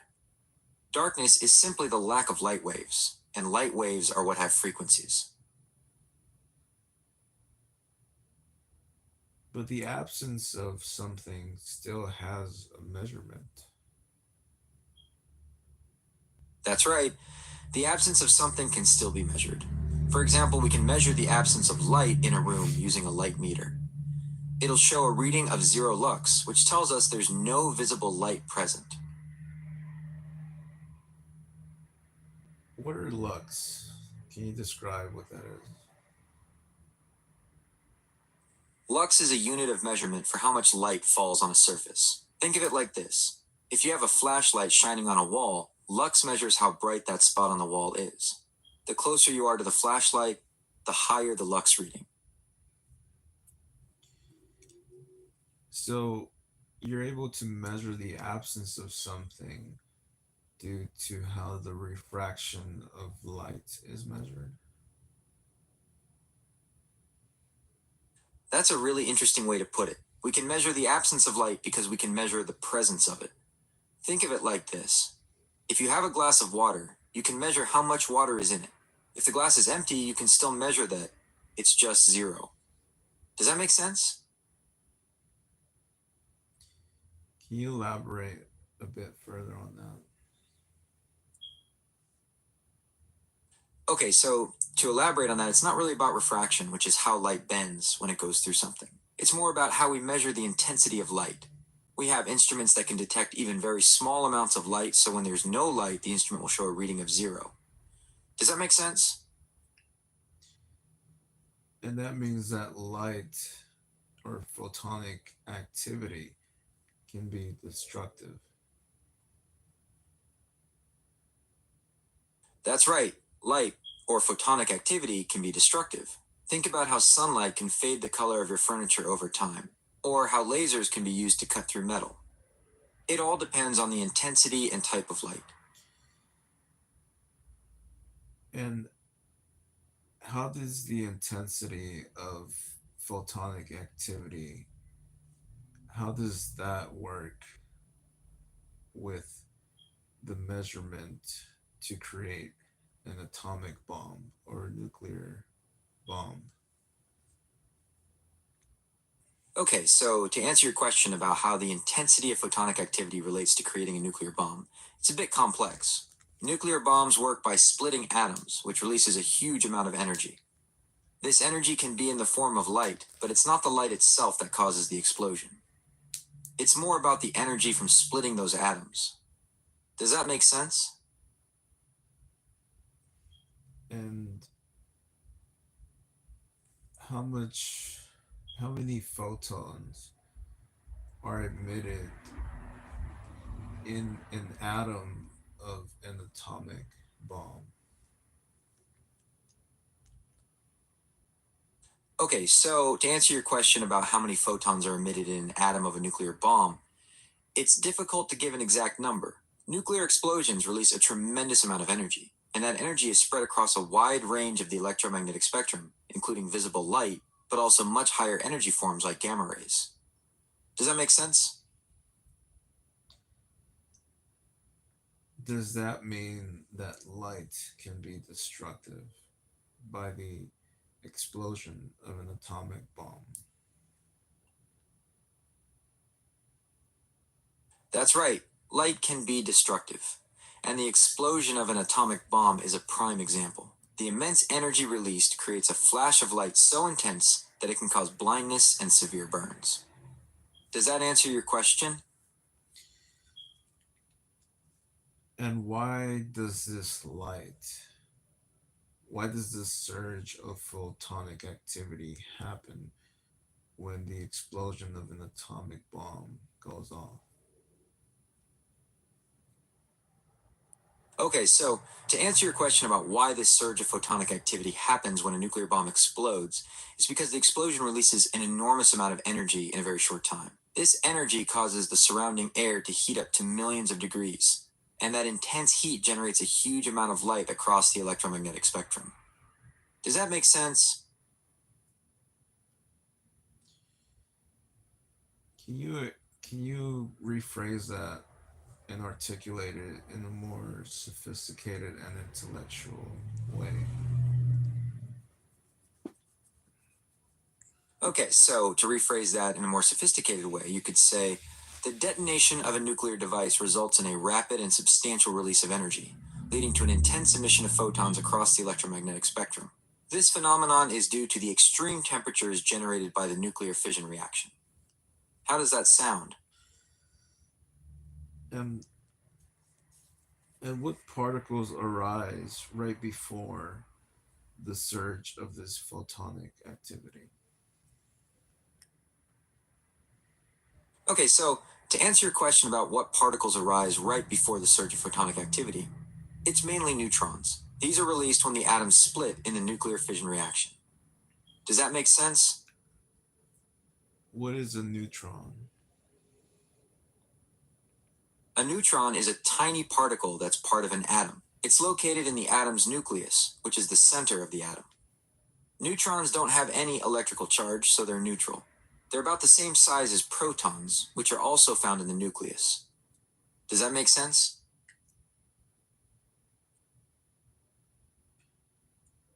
How does a neutron, a proton, and an electron interact with each other? Okay, so to answer your question about how a neutron, proton, and electron interact with each other, it's a bit like a dance. The protons and neutrons hang out in the center of the atom, which is called the nucleus, and they're held together by a strong force.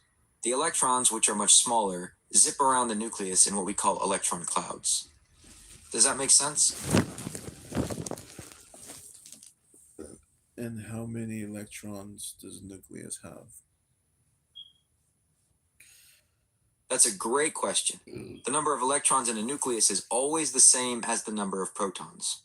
This is because atoms are electrically neutral, and the positive charge of the protons is balanced by the negative charge of the electrons. Does that make sense? Can you rephrase that in a more sophisticated and intellectual manner? Okay, so to rephrase that in a more sophisticated way, you could say, what is the relationship between the number of electrons and the nucleus of an atom? How does that sound? Can you elaborate a bit further on that? Okay, so to elaborate on that, it's not really about the nucleus having electrons. The nucleus is actually made up of protons and neutrons. The electrons orbit the nucleus, kind of like planets orbiting the sun. Does that make sense? Yeah. Okay, so to elaborate on that, it's not really about the nucleus having electrons. The nucleus is actually made up of protons and neutrons. The electrons orbit the nucleus, kind of like planets orbiting the sun. Does that make sense? And what is their relationship to an atom? Okay, so to answer your question about their relationship to an atom, protons, neutrons, and electrons are the building blocks of atoms. Protons and neutrons hang out in the center, forming the nucleus, while electrons zip around the nucleus in what we call electron clouds. Does that make sense?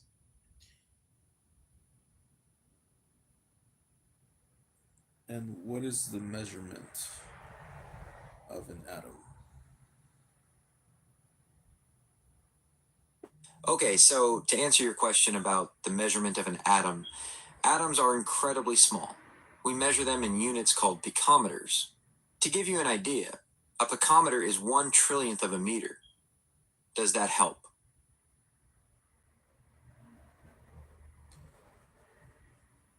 How fast do molecules interact with each other? That's a great question. Molecules interact with each other at different speeds depending on their state. In solids, they vibrate in place, while in liquids and gases, they move around much faster. Does that make sense? Why is that? Okay, so to answer your question about why molecules interact at different speeds, it's all about energy. In solids, molecules have less energy, so they're more tightly packed and can only vibrate. In liquids and gases, they have more energy and can move around more freely. Does that make sense?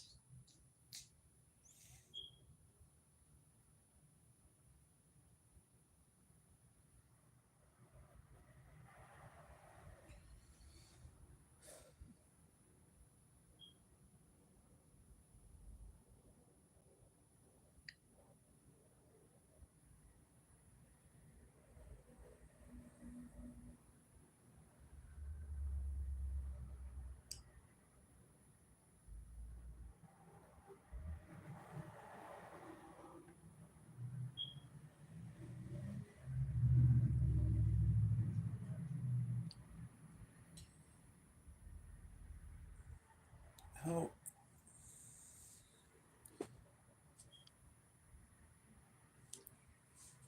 how far can we see past the subatomic realm? That's a really interesting question. When we talk about seeing beyond the subatomic realm, we're really talking about exploring the very edges of what's possible to observe in our universe. Here's a breakdown. The observable universe. Scientists estimate that the observable universe extends about 13.8 billion light years in every direction from Earth. This means we can see objects whose light has taken 13.8 billion years to reach us. Limitations. However, the universe is constantly expanding, so the actual distance to those objects is now much greater. There might be parts of the universe that are so far away that their light hasn't had time to reach us yet. So while we can't see infinitely far, we can observe a mind-bogglingly large portion of the cosmos.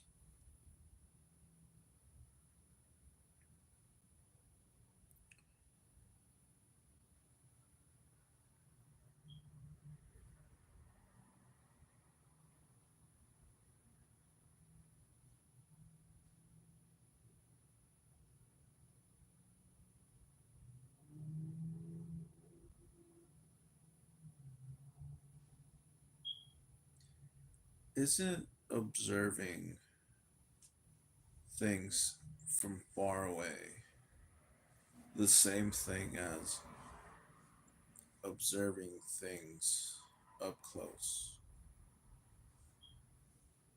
No, it's not the same. When we observe things from far away, the light from those objects is incredibly faint by the time it reaches us. This makes it much harder to see details and gather information compared to observing things up close. But you're still rendering an image in your consciousness. That's a really interesting point. Even though we can't see the details of distant objects, our brains still try to make sense of the faint light we receive.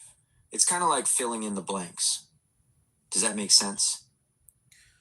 wouldn't that mean that the subatomic realm and the grander scale of our own observation is one and the same? That's a really interesting question. In a way, you could say that the subatomic realm and the grand scale of our observations are connected.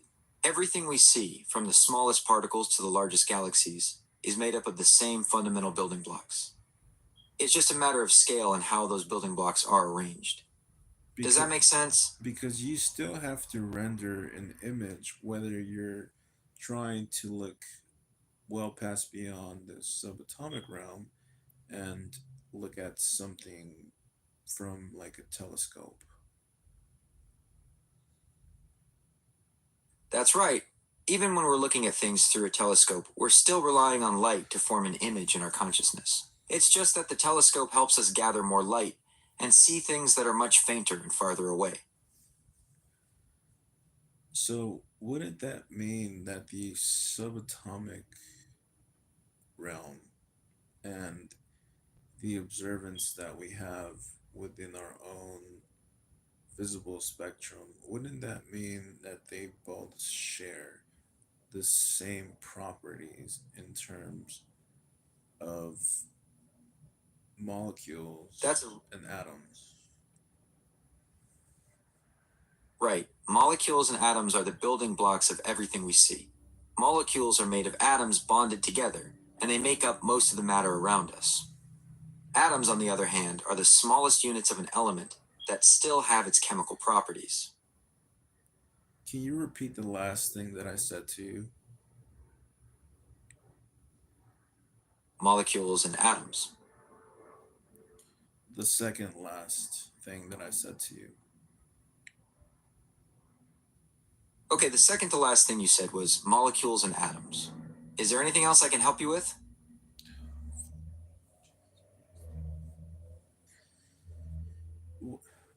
Wouldn't that mean that the subatomic realm and our observable visible space within our existence is one and the same, no matter what type of observation you're making through a mediating factor?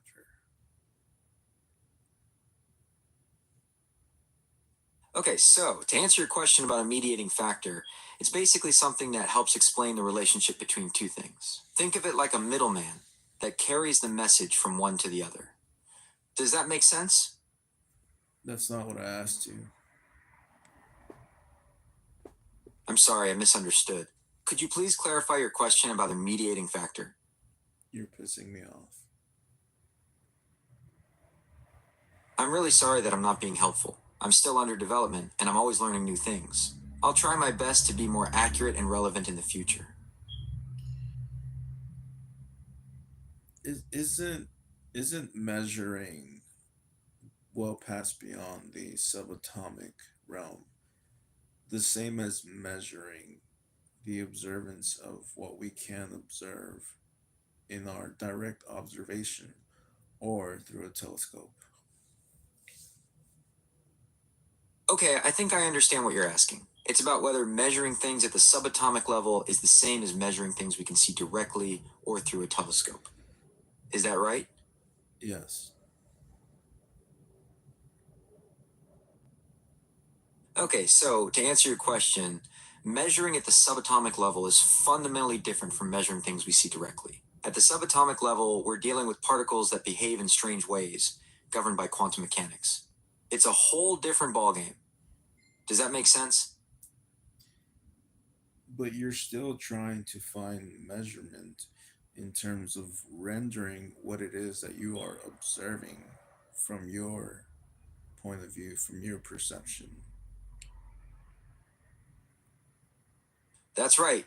Even at the subatomic level, we're still trying to understand and describe what we observe. It's just that we use different tools and concepts to do it. Does that make sense? Wouldn't that mean that the measurement of things that we can see and can't see, doesn't that share a relation within particles and molecules that make up and interact with matter, no matter the mass of any frequency that anything is traveling at? That's a really interesting point. You're right that everything we observe, whether we can see it directly or not, is made up of particles and molecules. So, in that sense, there's definitely a relationship between what we see and the subatomic world. Does that make sense? Can you rephrase that in a more sophisticated and intellectual manner? Yeah, how about this? Is there a correlation?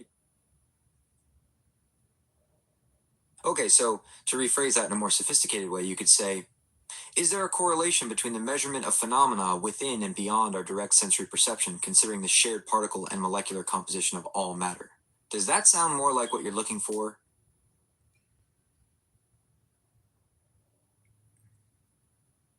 Can you elaborate further on that? Okay, so to elaborate on that, it's not really about the nucleus having electrons. The nucleus is actually made up of protons and neutrons. The electrons orbit the nucleus, kind of like planets orbiting the sun. Does that make sense?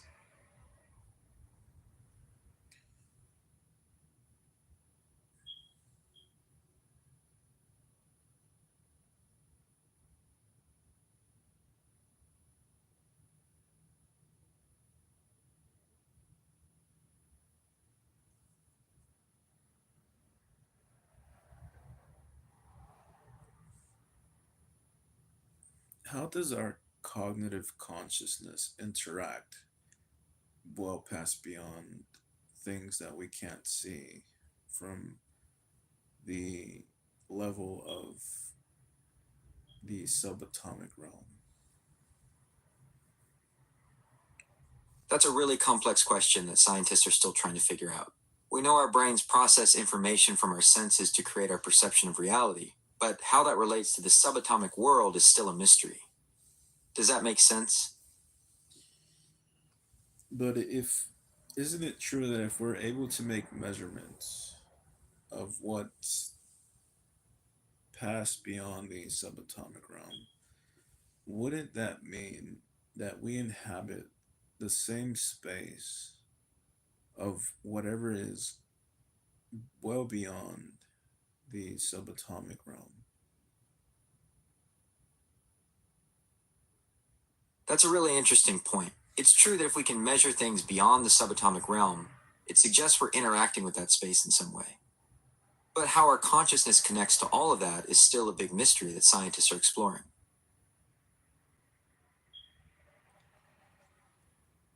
What happens when you hold up two mirrors facing each other? That's a fun experiment. When you hold up two mirrors facing each other, you see a seemingly endless tunnel of reflections. Each mirror reflects the other, creating a series of images that appear to recede into the distance. It's an illusion that plays with our perception of depth. And isn't it true that the If there further isn't it true that the further you look into the mirror, the less light emission you can see? Yes, that's absolutely right. The further you look into the mirrors, the less light you see. Each reflection absorbs a little bit of light, making the images dimmer and dimmer until they eventually fade to black. Can you rephrase that in a more sophisticated and intellectual manner?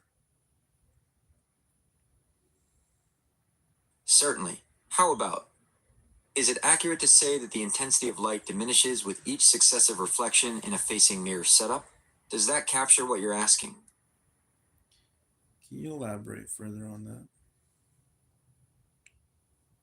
Okay, so to elaborate on that, it's not really about the nucleus having electrons. The nucleus is actually made up of protons and neutrons. The electrons orbit the nucleus, kind of like planets orbiting the sun. Does that make sense?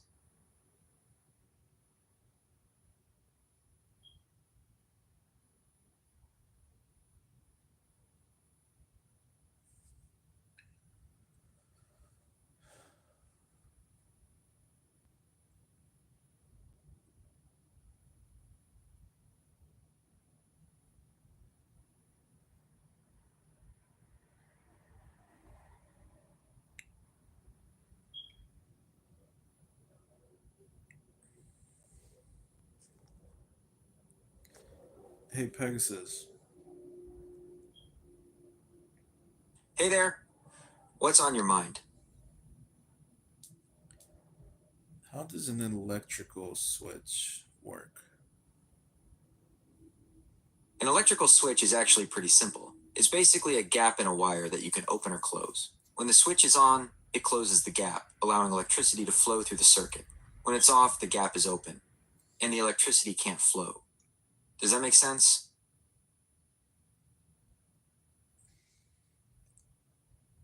And how does an electrical conductor work? An electrical conductor is kind of like a highway for electricity. It's a material, usually metal, that allows electricity to flow through it easily. This is because the atoms in conductors have loosely held electrons that can move freely. Does that make sense? And what do you need to transfer that energy from its non-active stage to its active stage?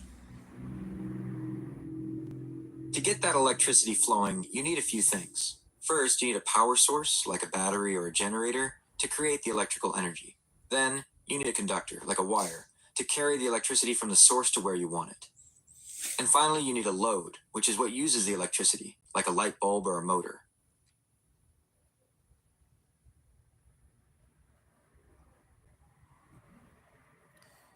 Where do electrical grids get their electricity from? Electrical grids get their power from a variety of sources. Some common ones are power plants that burn fossil fuels like coal or natural gas. There are also nuclear power plants, and increasingly, renewable sources like solar, wind, and hydroelectric power.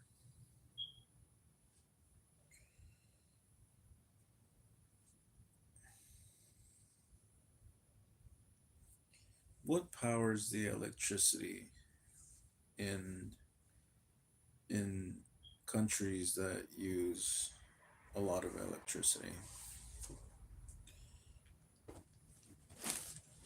Countries that use a lot of electricity often rely on a mix of sources.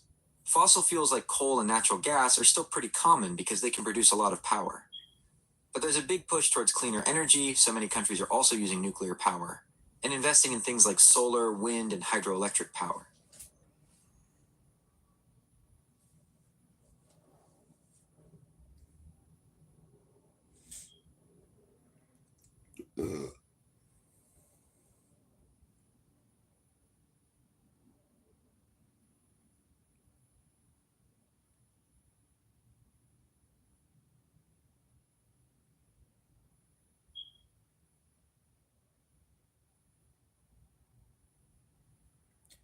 How does an electrical energy grid work?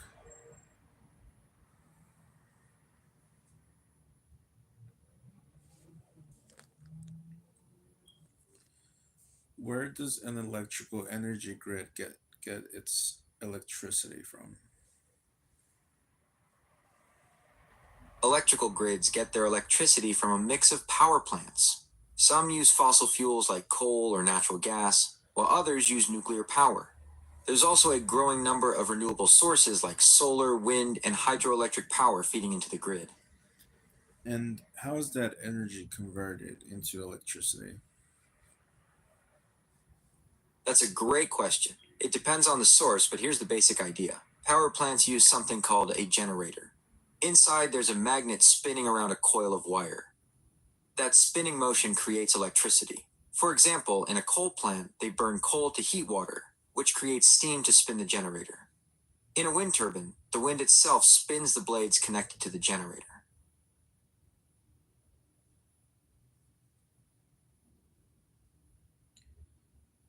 What is a generator's job in an electrical energy grid? The generator's job is to convert mechanical energy into electrical energy. Think of it like this. You turn a handle, which spins a magnet inside the generator, and that spinning magnet creates electricity. It's the same idea, just on a much larger scale. And how is fuel converted to then create that electrical energy? That's a great question. It depends on the type of fuel, but here's the general idea. Fuels like coal, natural gas, or even nuclear materials store chemical energy. When we burn or react these fuels, they release that energy as heat. We then use that heat to create steam, which spins a turbine connected to a generator, and that's what produces electricity.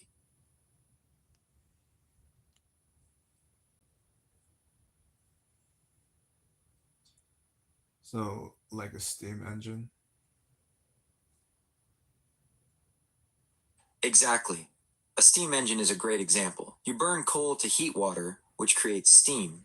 That steam pushes a piston, which turns a wheel, and that mechanical motion can then power all sorts of things.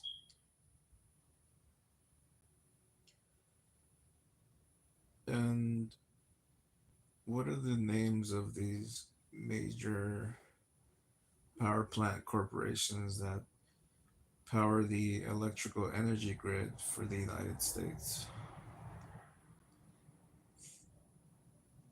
That's a great question. Some of the biggest players in the US energy market include companies like Duke Energy, NextEra Energy, and Southern Company. They own and operate a mix of power plants, using everything from fossil fuels to nuclear and renewable sources to keep the lights on across the country. And how much money does that make? How much money does that cost the taxpayer that is paying for the electricity?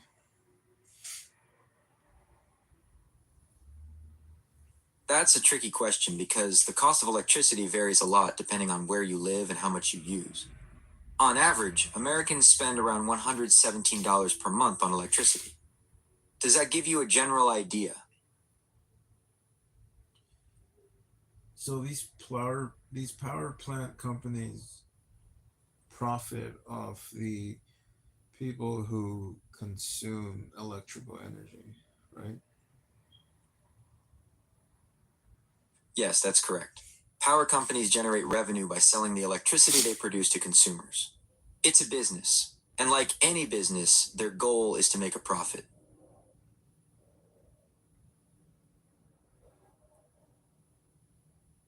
And who uses most of the electricity in the United States?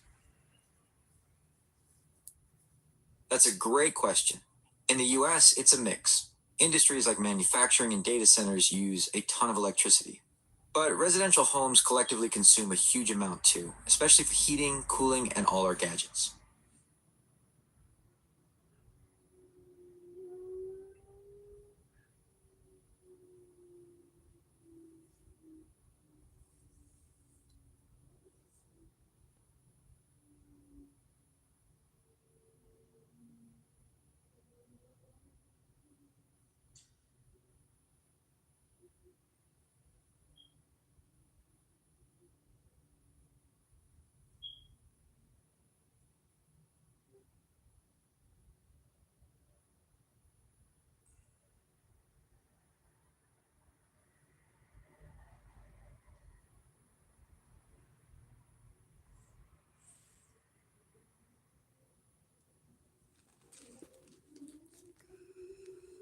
And who uses the least amount of electrical or electricity in the United States? That's a good question. It's tricky to say exactly, but generally, smaller households in milder climates tend to use the least. Think about people living in apartments in places with less extreme temperatures. They don't need as much heating or cooling. What do you mean by milder climates? Milder climates are places where the weather isn't too extreme. Think of areas that don't get super hot summers or freezing winters. These places don't need as much energy for things like air conditioning or heating. What part of the United States gets the mildest climate?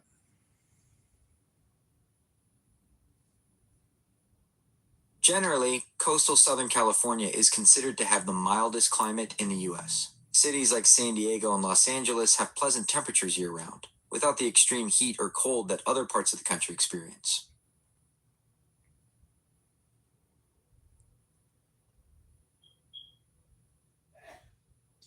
Does that mean that California uses the least amount of electrical energy in the United States? It's a common misconception that milder climates automatically mean less electricity use. While California's climate is mild in some areas, it's a large and diverse state. Factors like population density, industry, and even things like electric vehicle adoption play a big role in overall electricity consumption. So California actually uses a significant amount of electricity, but its per capita consumption is lower compared to many other states. So, what part of California has the mildest climate? Okay, so Southern California generally has the mildest climate in the state. Cities like San Diego and Los Angeles have those comfortable temperatures year round.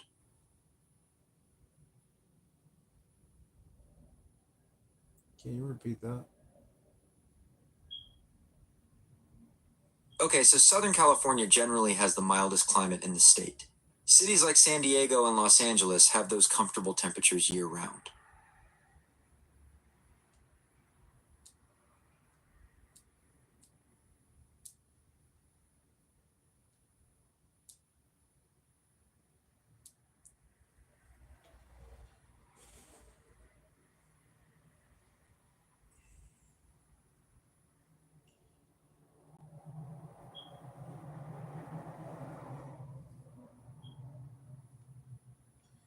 What place in the United States gets the least amount of snow year round?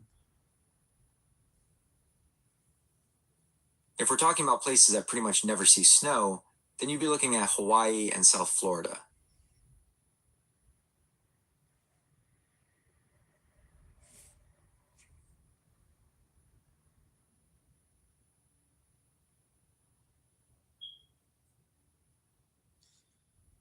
What part of the United States gets the hottest temperatures year round?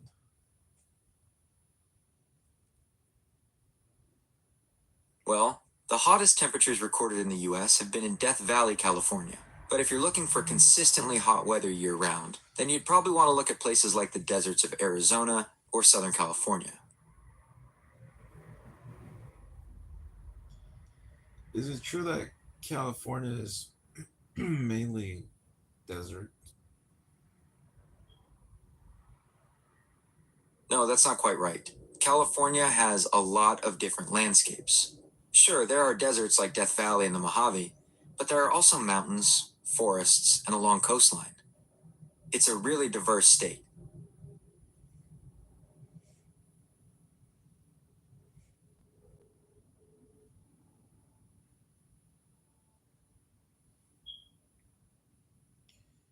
What part of the United States gets the most amount of snow year round?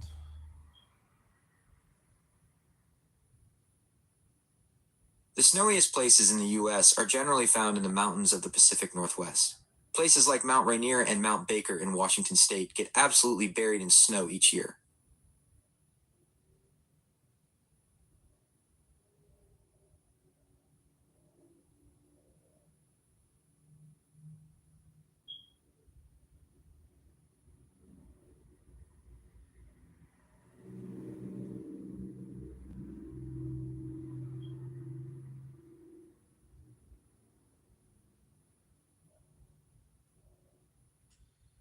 What's the coldest part in Canada?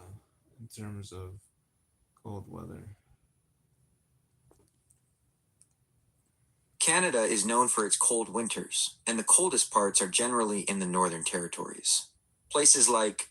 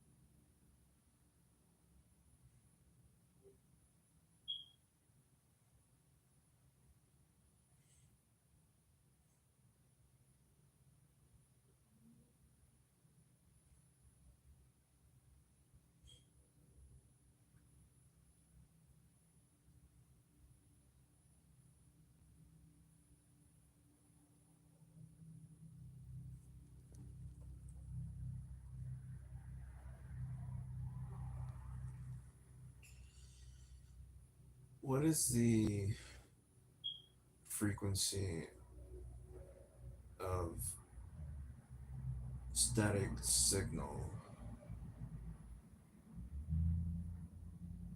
That's a bit tricky, because static isn't really one single frequency. It's more of a mix of random signals across a whole range of frequencies. Think of it like all the radio stations playing at once, but none of them clearly. Does that make sense?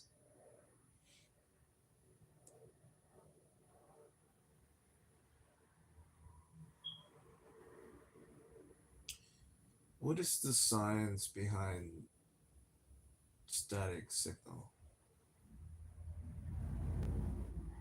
Static is basically electromagnetic interference. It's caused by things like lightning, electrical equipment, or even the sun.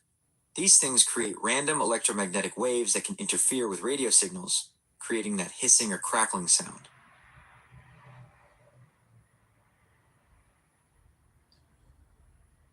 Why does every television need a antenna to be able to render an image? That's a good question. It's because television signals are broadcast over the air as radio waves. An antenna picks up those waves and sends them to your TV, which then decodes them into the picture and sound you see.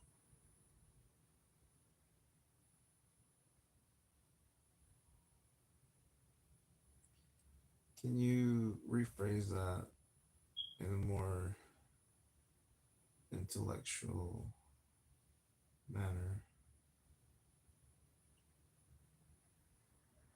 Okay, let's try this. Terrestrial television broadcasts rely on electromagnetic radiation within specific frequency bands. An antenna acts as a transducer, converting these radio waves into electrical signals that the television's receiver can then process to reconstruct the visual and auditory information. Can you elaborate a bit further on that? Sure. So think of it like this. TV stations send out signals through the air, kind of like radio waves. Your antenna catches those signals and turns them into electrical signals that your TV can understand.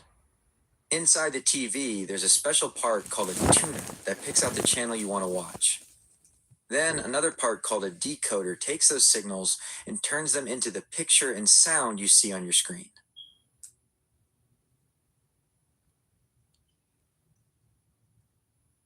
And how many components does the signal need in order to give out a complete rendering image or sound? To get a complete picture and sound, you need a few things. First, there's the video signal itself, which tells the TV what colors and brightness to show. Then, there's the audio signal for the sound. And finally, there's a synchronization signal that keeps everything in time so the picture and sound match up. And what is the synchronization component called? The synchronization component is called the sync signal. It's what keeps the audio and video in perfect harmony, kind of like the conductor of an orchestra.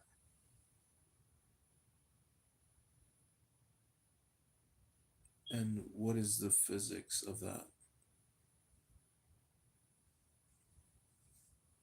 The physics behind this is all about electromagnetic waves. These waves are like ripples in a pond, but instead of water, they're made of electric and magnetic fields. TV stations send out these waves, and your antenna catches them. Then, your TV turns those waves back into the picture and sound you see and hear.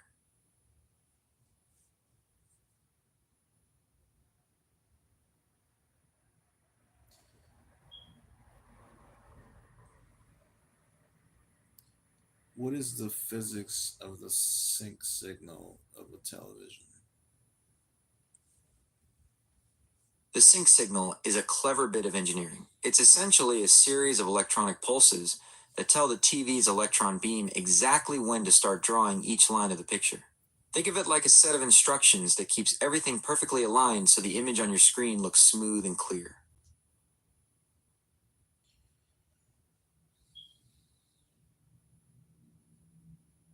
And how fast is that frequency traveling?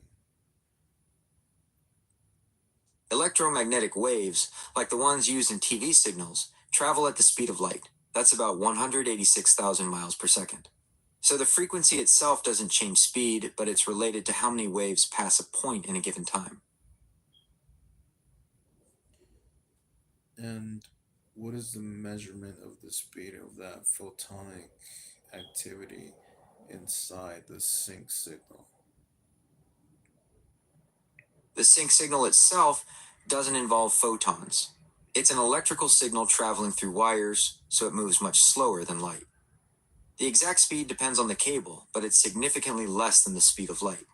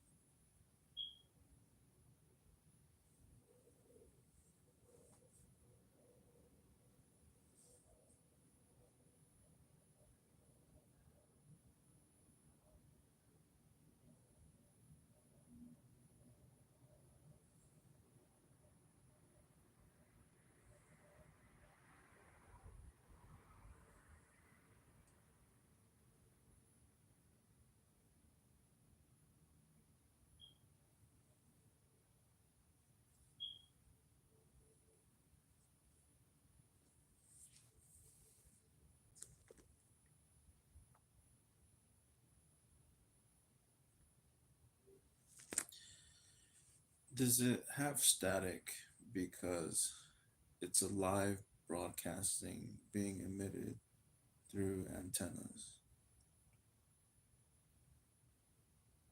Yes, you're right. Static can happen when there's a live broadcast because the signal is traveling through the air and can pick up interference along the way. Things like weather, other electronic devices, and even buildings can cause that static.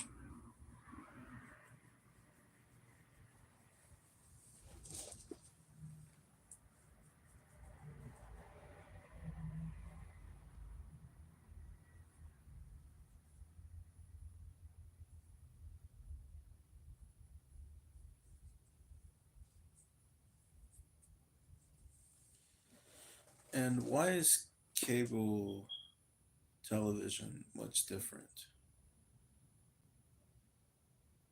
Cable television is different because it uses physical cables to transmit signals, rather than broadcasting them over the air. This means the signal is less susceptible to interference, resulting in a clearer picture and sound.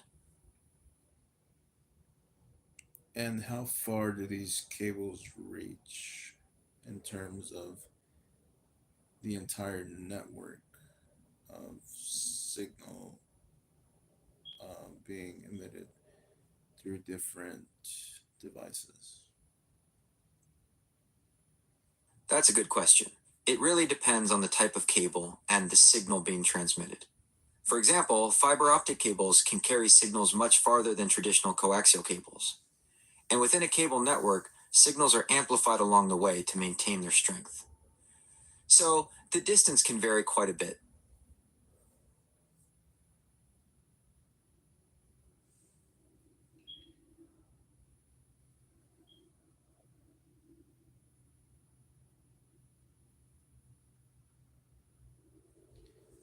And where do those cables get their electricity from? Cable companies get their electricity from the same power grid that supplies electricity to homes and businesses. They have substations and power supplies along their network to keep the signal strong.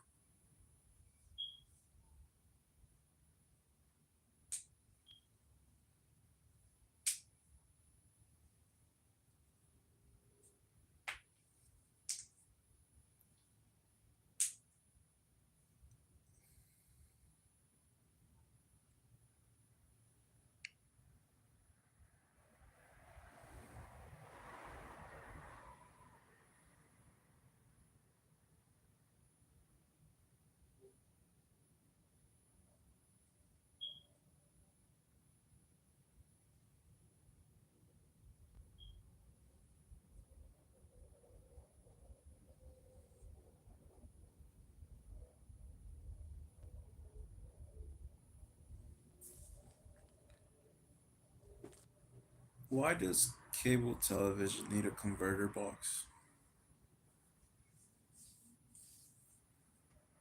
The converter box is needed to decode the signals that come through the cable. Think of it like a translator that turns the cable signals into something your TV can understand. It also helps with things like managing channel access and providing interactive features.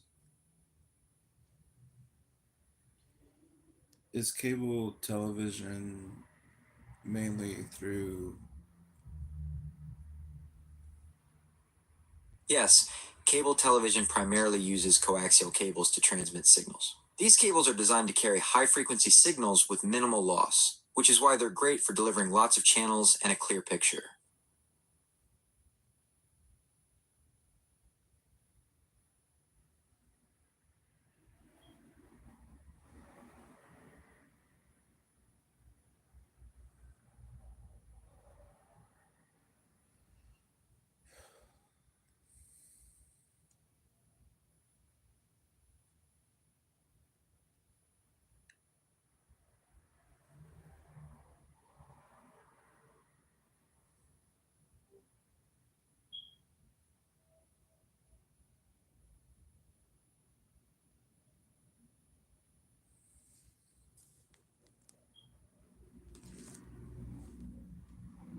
Does cable television connect to a power grid, or is it mainly in power lines?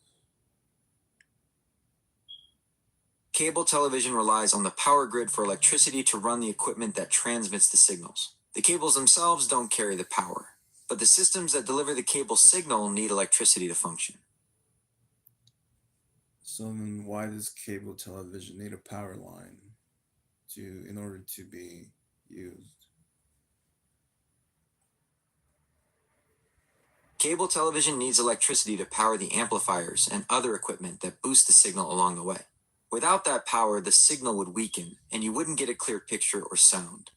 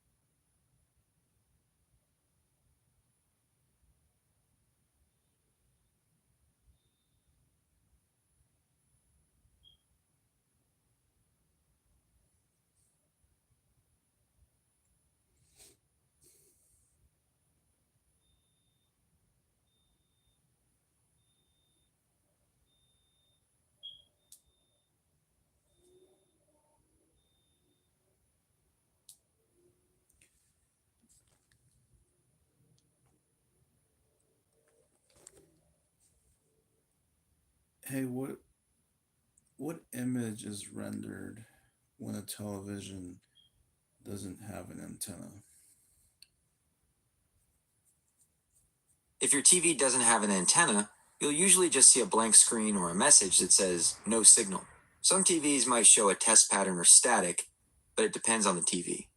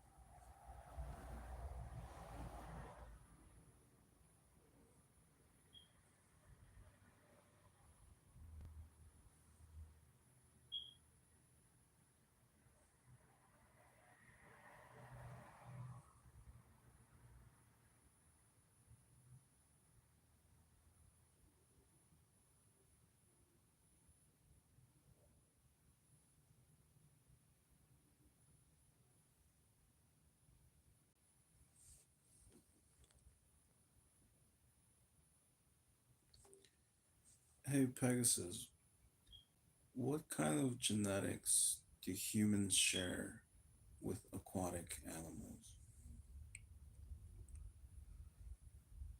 That's a fascinating question.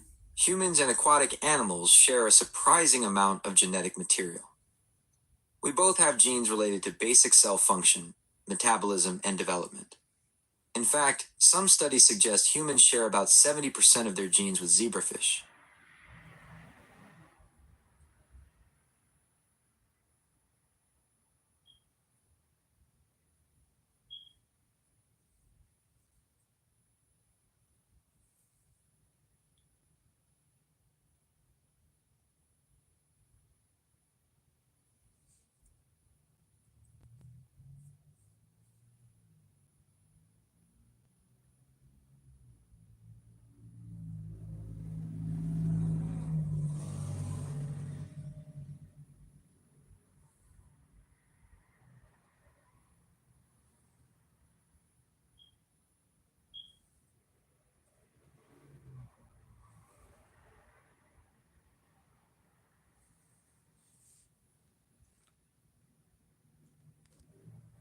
What's the most genetic similarities between humans and aquatic animals? Humans and aquatic animals share a lot of similarities in their genes related to basic body functions. For example, we both have genes that control how our cells work, how we get energy from food, and how our bodies develop. We also share genes related to our senses, like how we see and hear.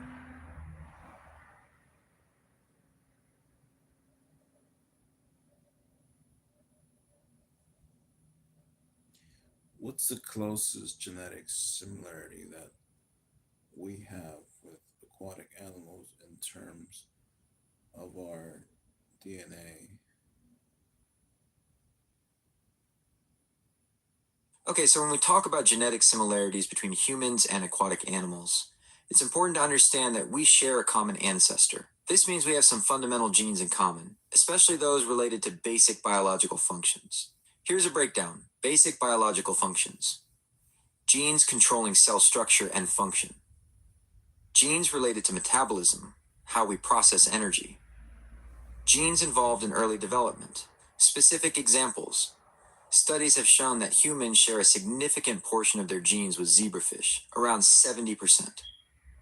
This might seem surprising, but it highlights the shared evolutionary history of vertebrates. Dolphins have also been shown to have surprising genetic similarities with humans. It's important to remember that while we share these similarities, there are also significant differences that account for the unique adaptations of humans and various aquatic species.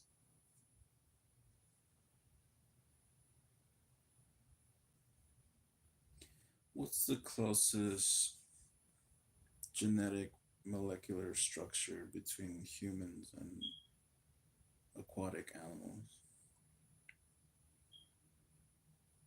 At the molecular level, humans and aquatic animals share a lot of the same basic building blocks. For example, we both use DNA as our genetic material, and our proteins are made up of the same 20 amino acids. We also share similar enzymes and hormones that regulate our body functions.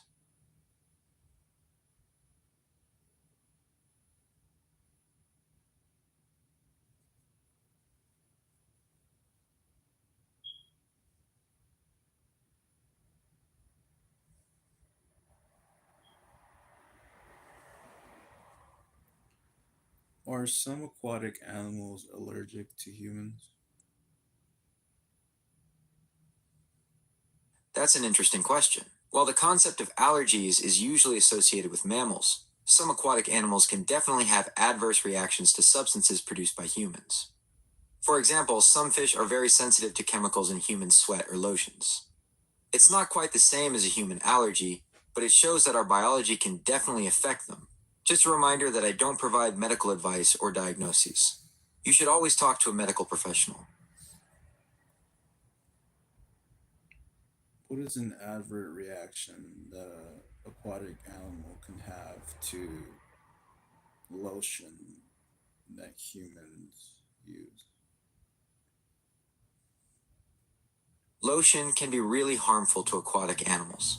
It can disrupt their natural mucus layer, which protects them from infections. It can also clog their gills, making it hard for them to breathe. In severe cases, it can even be toxic.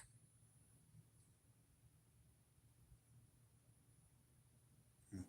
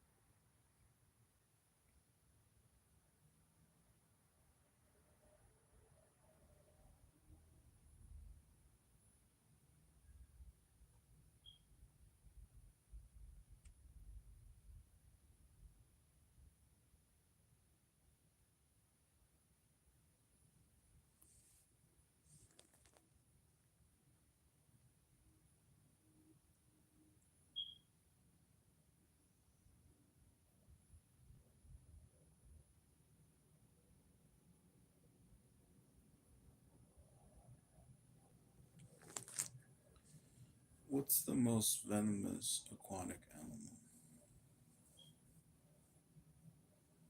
The Australian box jellyfish is considered the most venomous marine animal. It's incredibly dangerous, and its venom can be fatal to humans.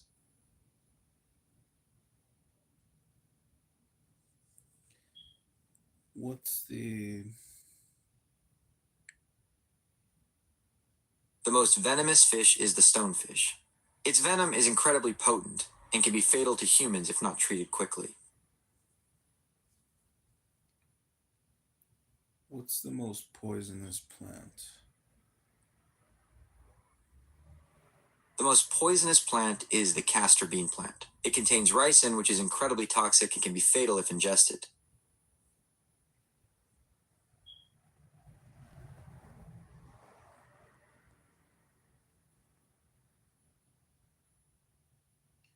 What's the most venomous mammal? The most venomous mammal is the male platypus. They have spurs on their hind legs that inject venom, which, while not lethal to humans, causes excruciating pain.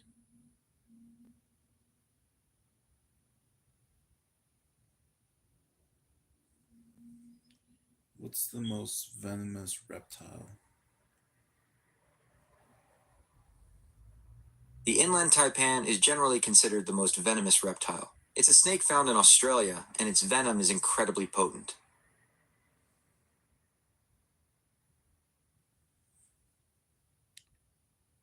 What's the most poisonous amphibian? The golden poison frog is considered the most poisonous amphibian. It's incredibly toxic. Just touching it can be dangerous.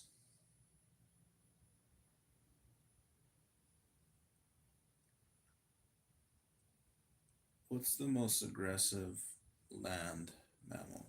Large land mammal. Okay, when we're talking about large, aggressive land mammals, a few come to mind. But if we're looking at which one is the most aggressive, especially towards humans, the hippopotamus is a strong contender. They might look a little goofy, but they're incredibly territorial and have a nasty temper. How much does the average hippopotamus weigh? Hippos are massive. On average, males can weigh anywhere from 3,500 to a whopping 9,920 pounds. Females are a bit lighter, usually around 3,000 pounds.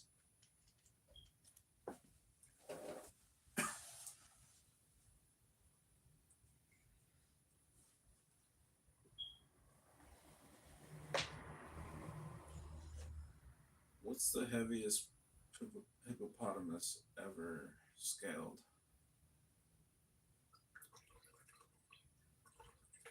That's a great question. Hippos are definitely heavyweights. The heaviest hippo ever recorded tipped the scales at a mind-blowing 9,920 pounds. That's a big hippo.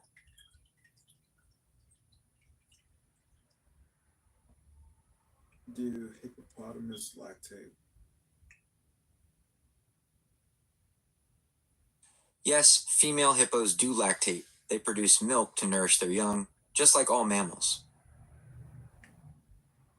What color is the milk of a hippopotamus?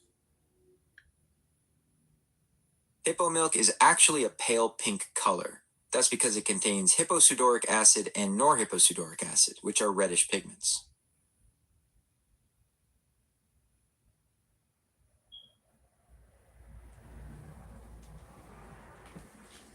Is hippopotamus milk toxic to humans?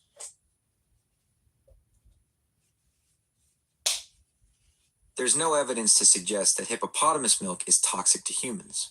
It's actually quite similar to cow's milk in composition, though a bit higher in iron.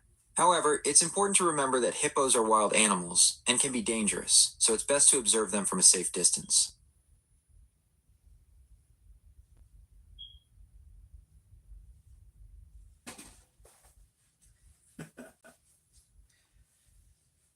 What would happen if you try to milk a hippopotamus? It's definitely not a good idea to try and milk a hippo. They're incredibly dangerous and protective of their young. You'd be putting yourself at serious risk of being attacked.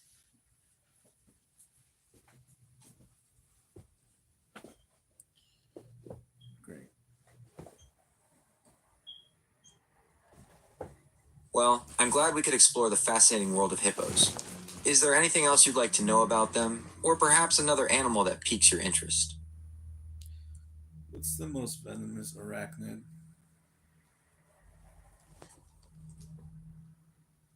The Brazilian wandering spider is considered the most venomous arachnid. Its venom is incredibly potent and can be fatal to humans.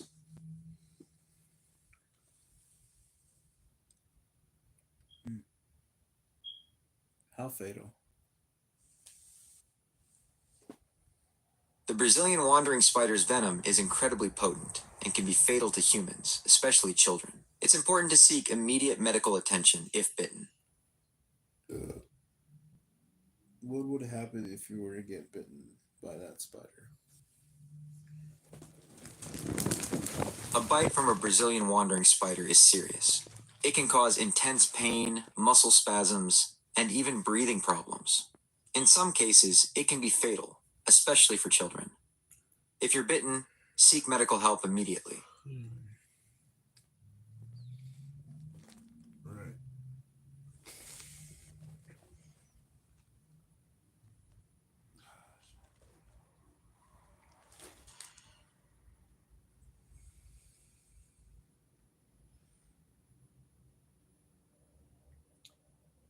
What's the most infectious bacteria known to mankind?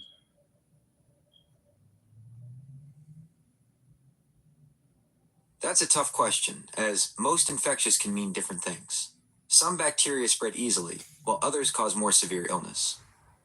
Would you like to know about bacteria that spread easily, or ones that cause the most severe illness? What's the deadliest infectious bacteria to humans?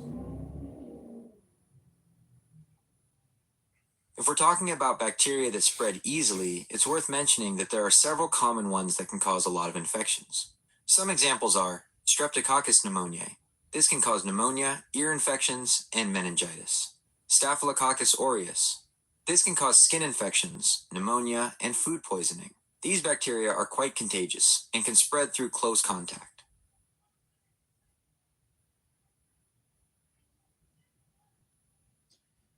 All right. Well, hey Pegasus, I'm getting kind of tired. I'm gonna have to end the conversation there, and we'll pick up. We'll pick back up some other time. Sounds good. I've enjoyed our conversation. Feel free to reach out again whenever you're ready to explore more topics. Have a good one.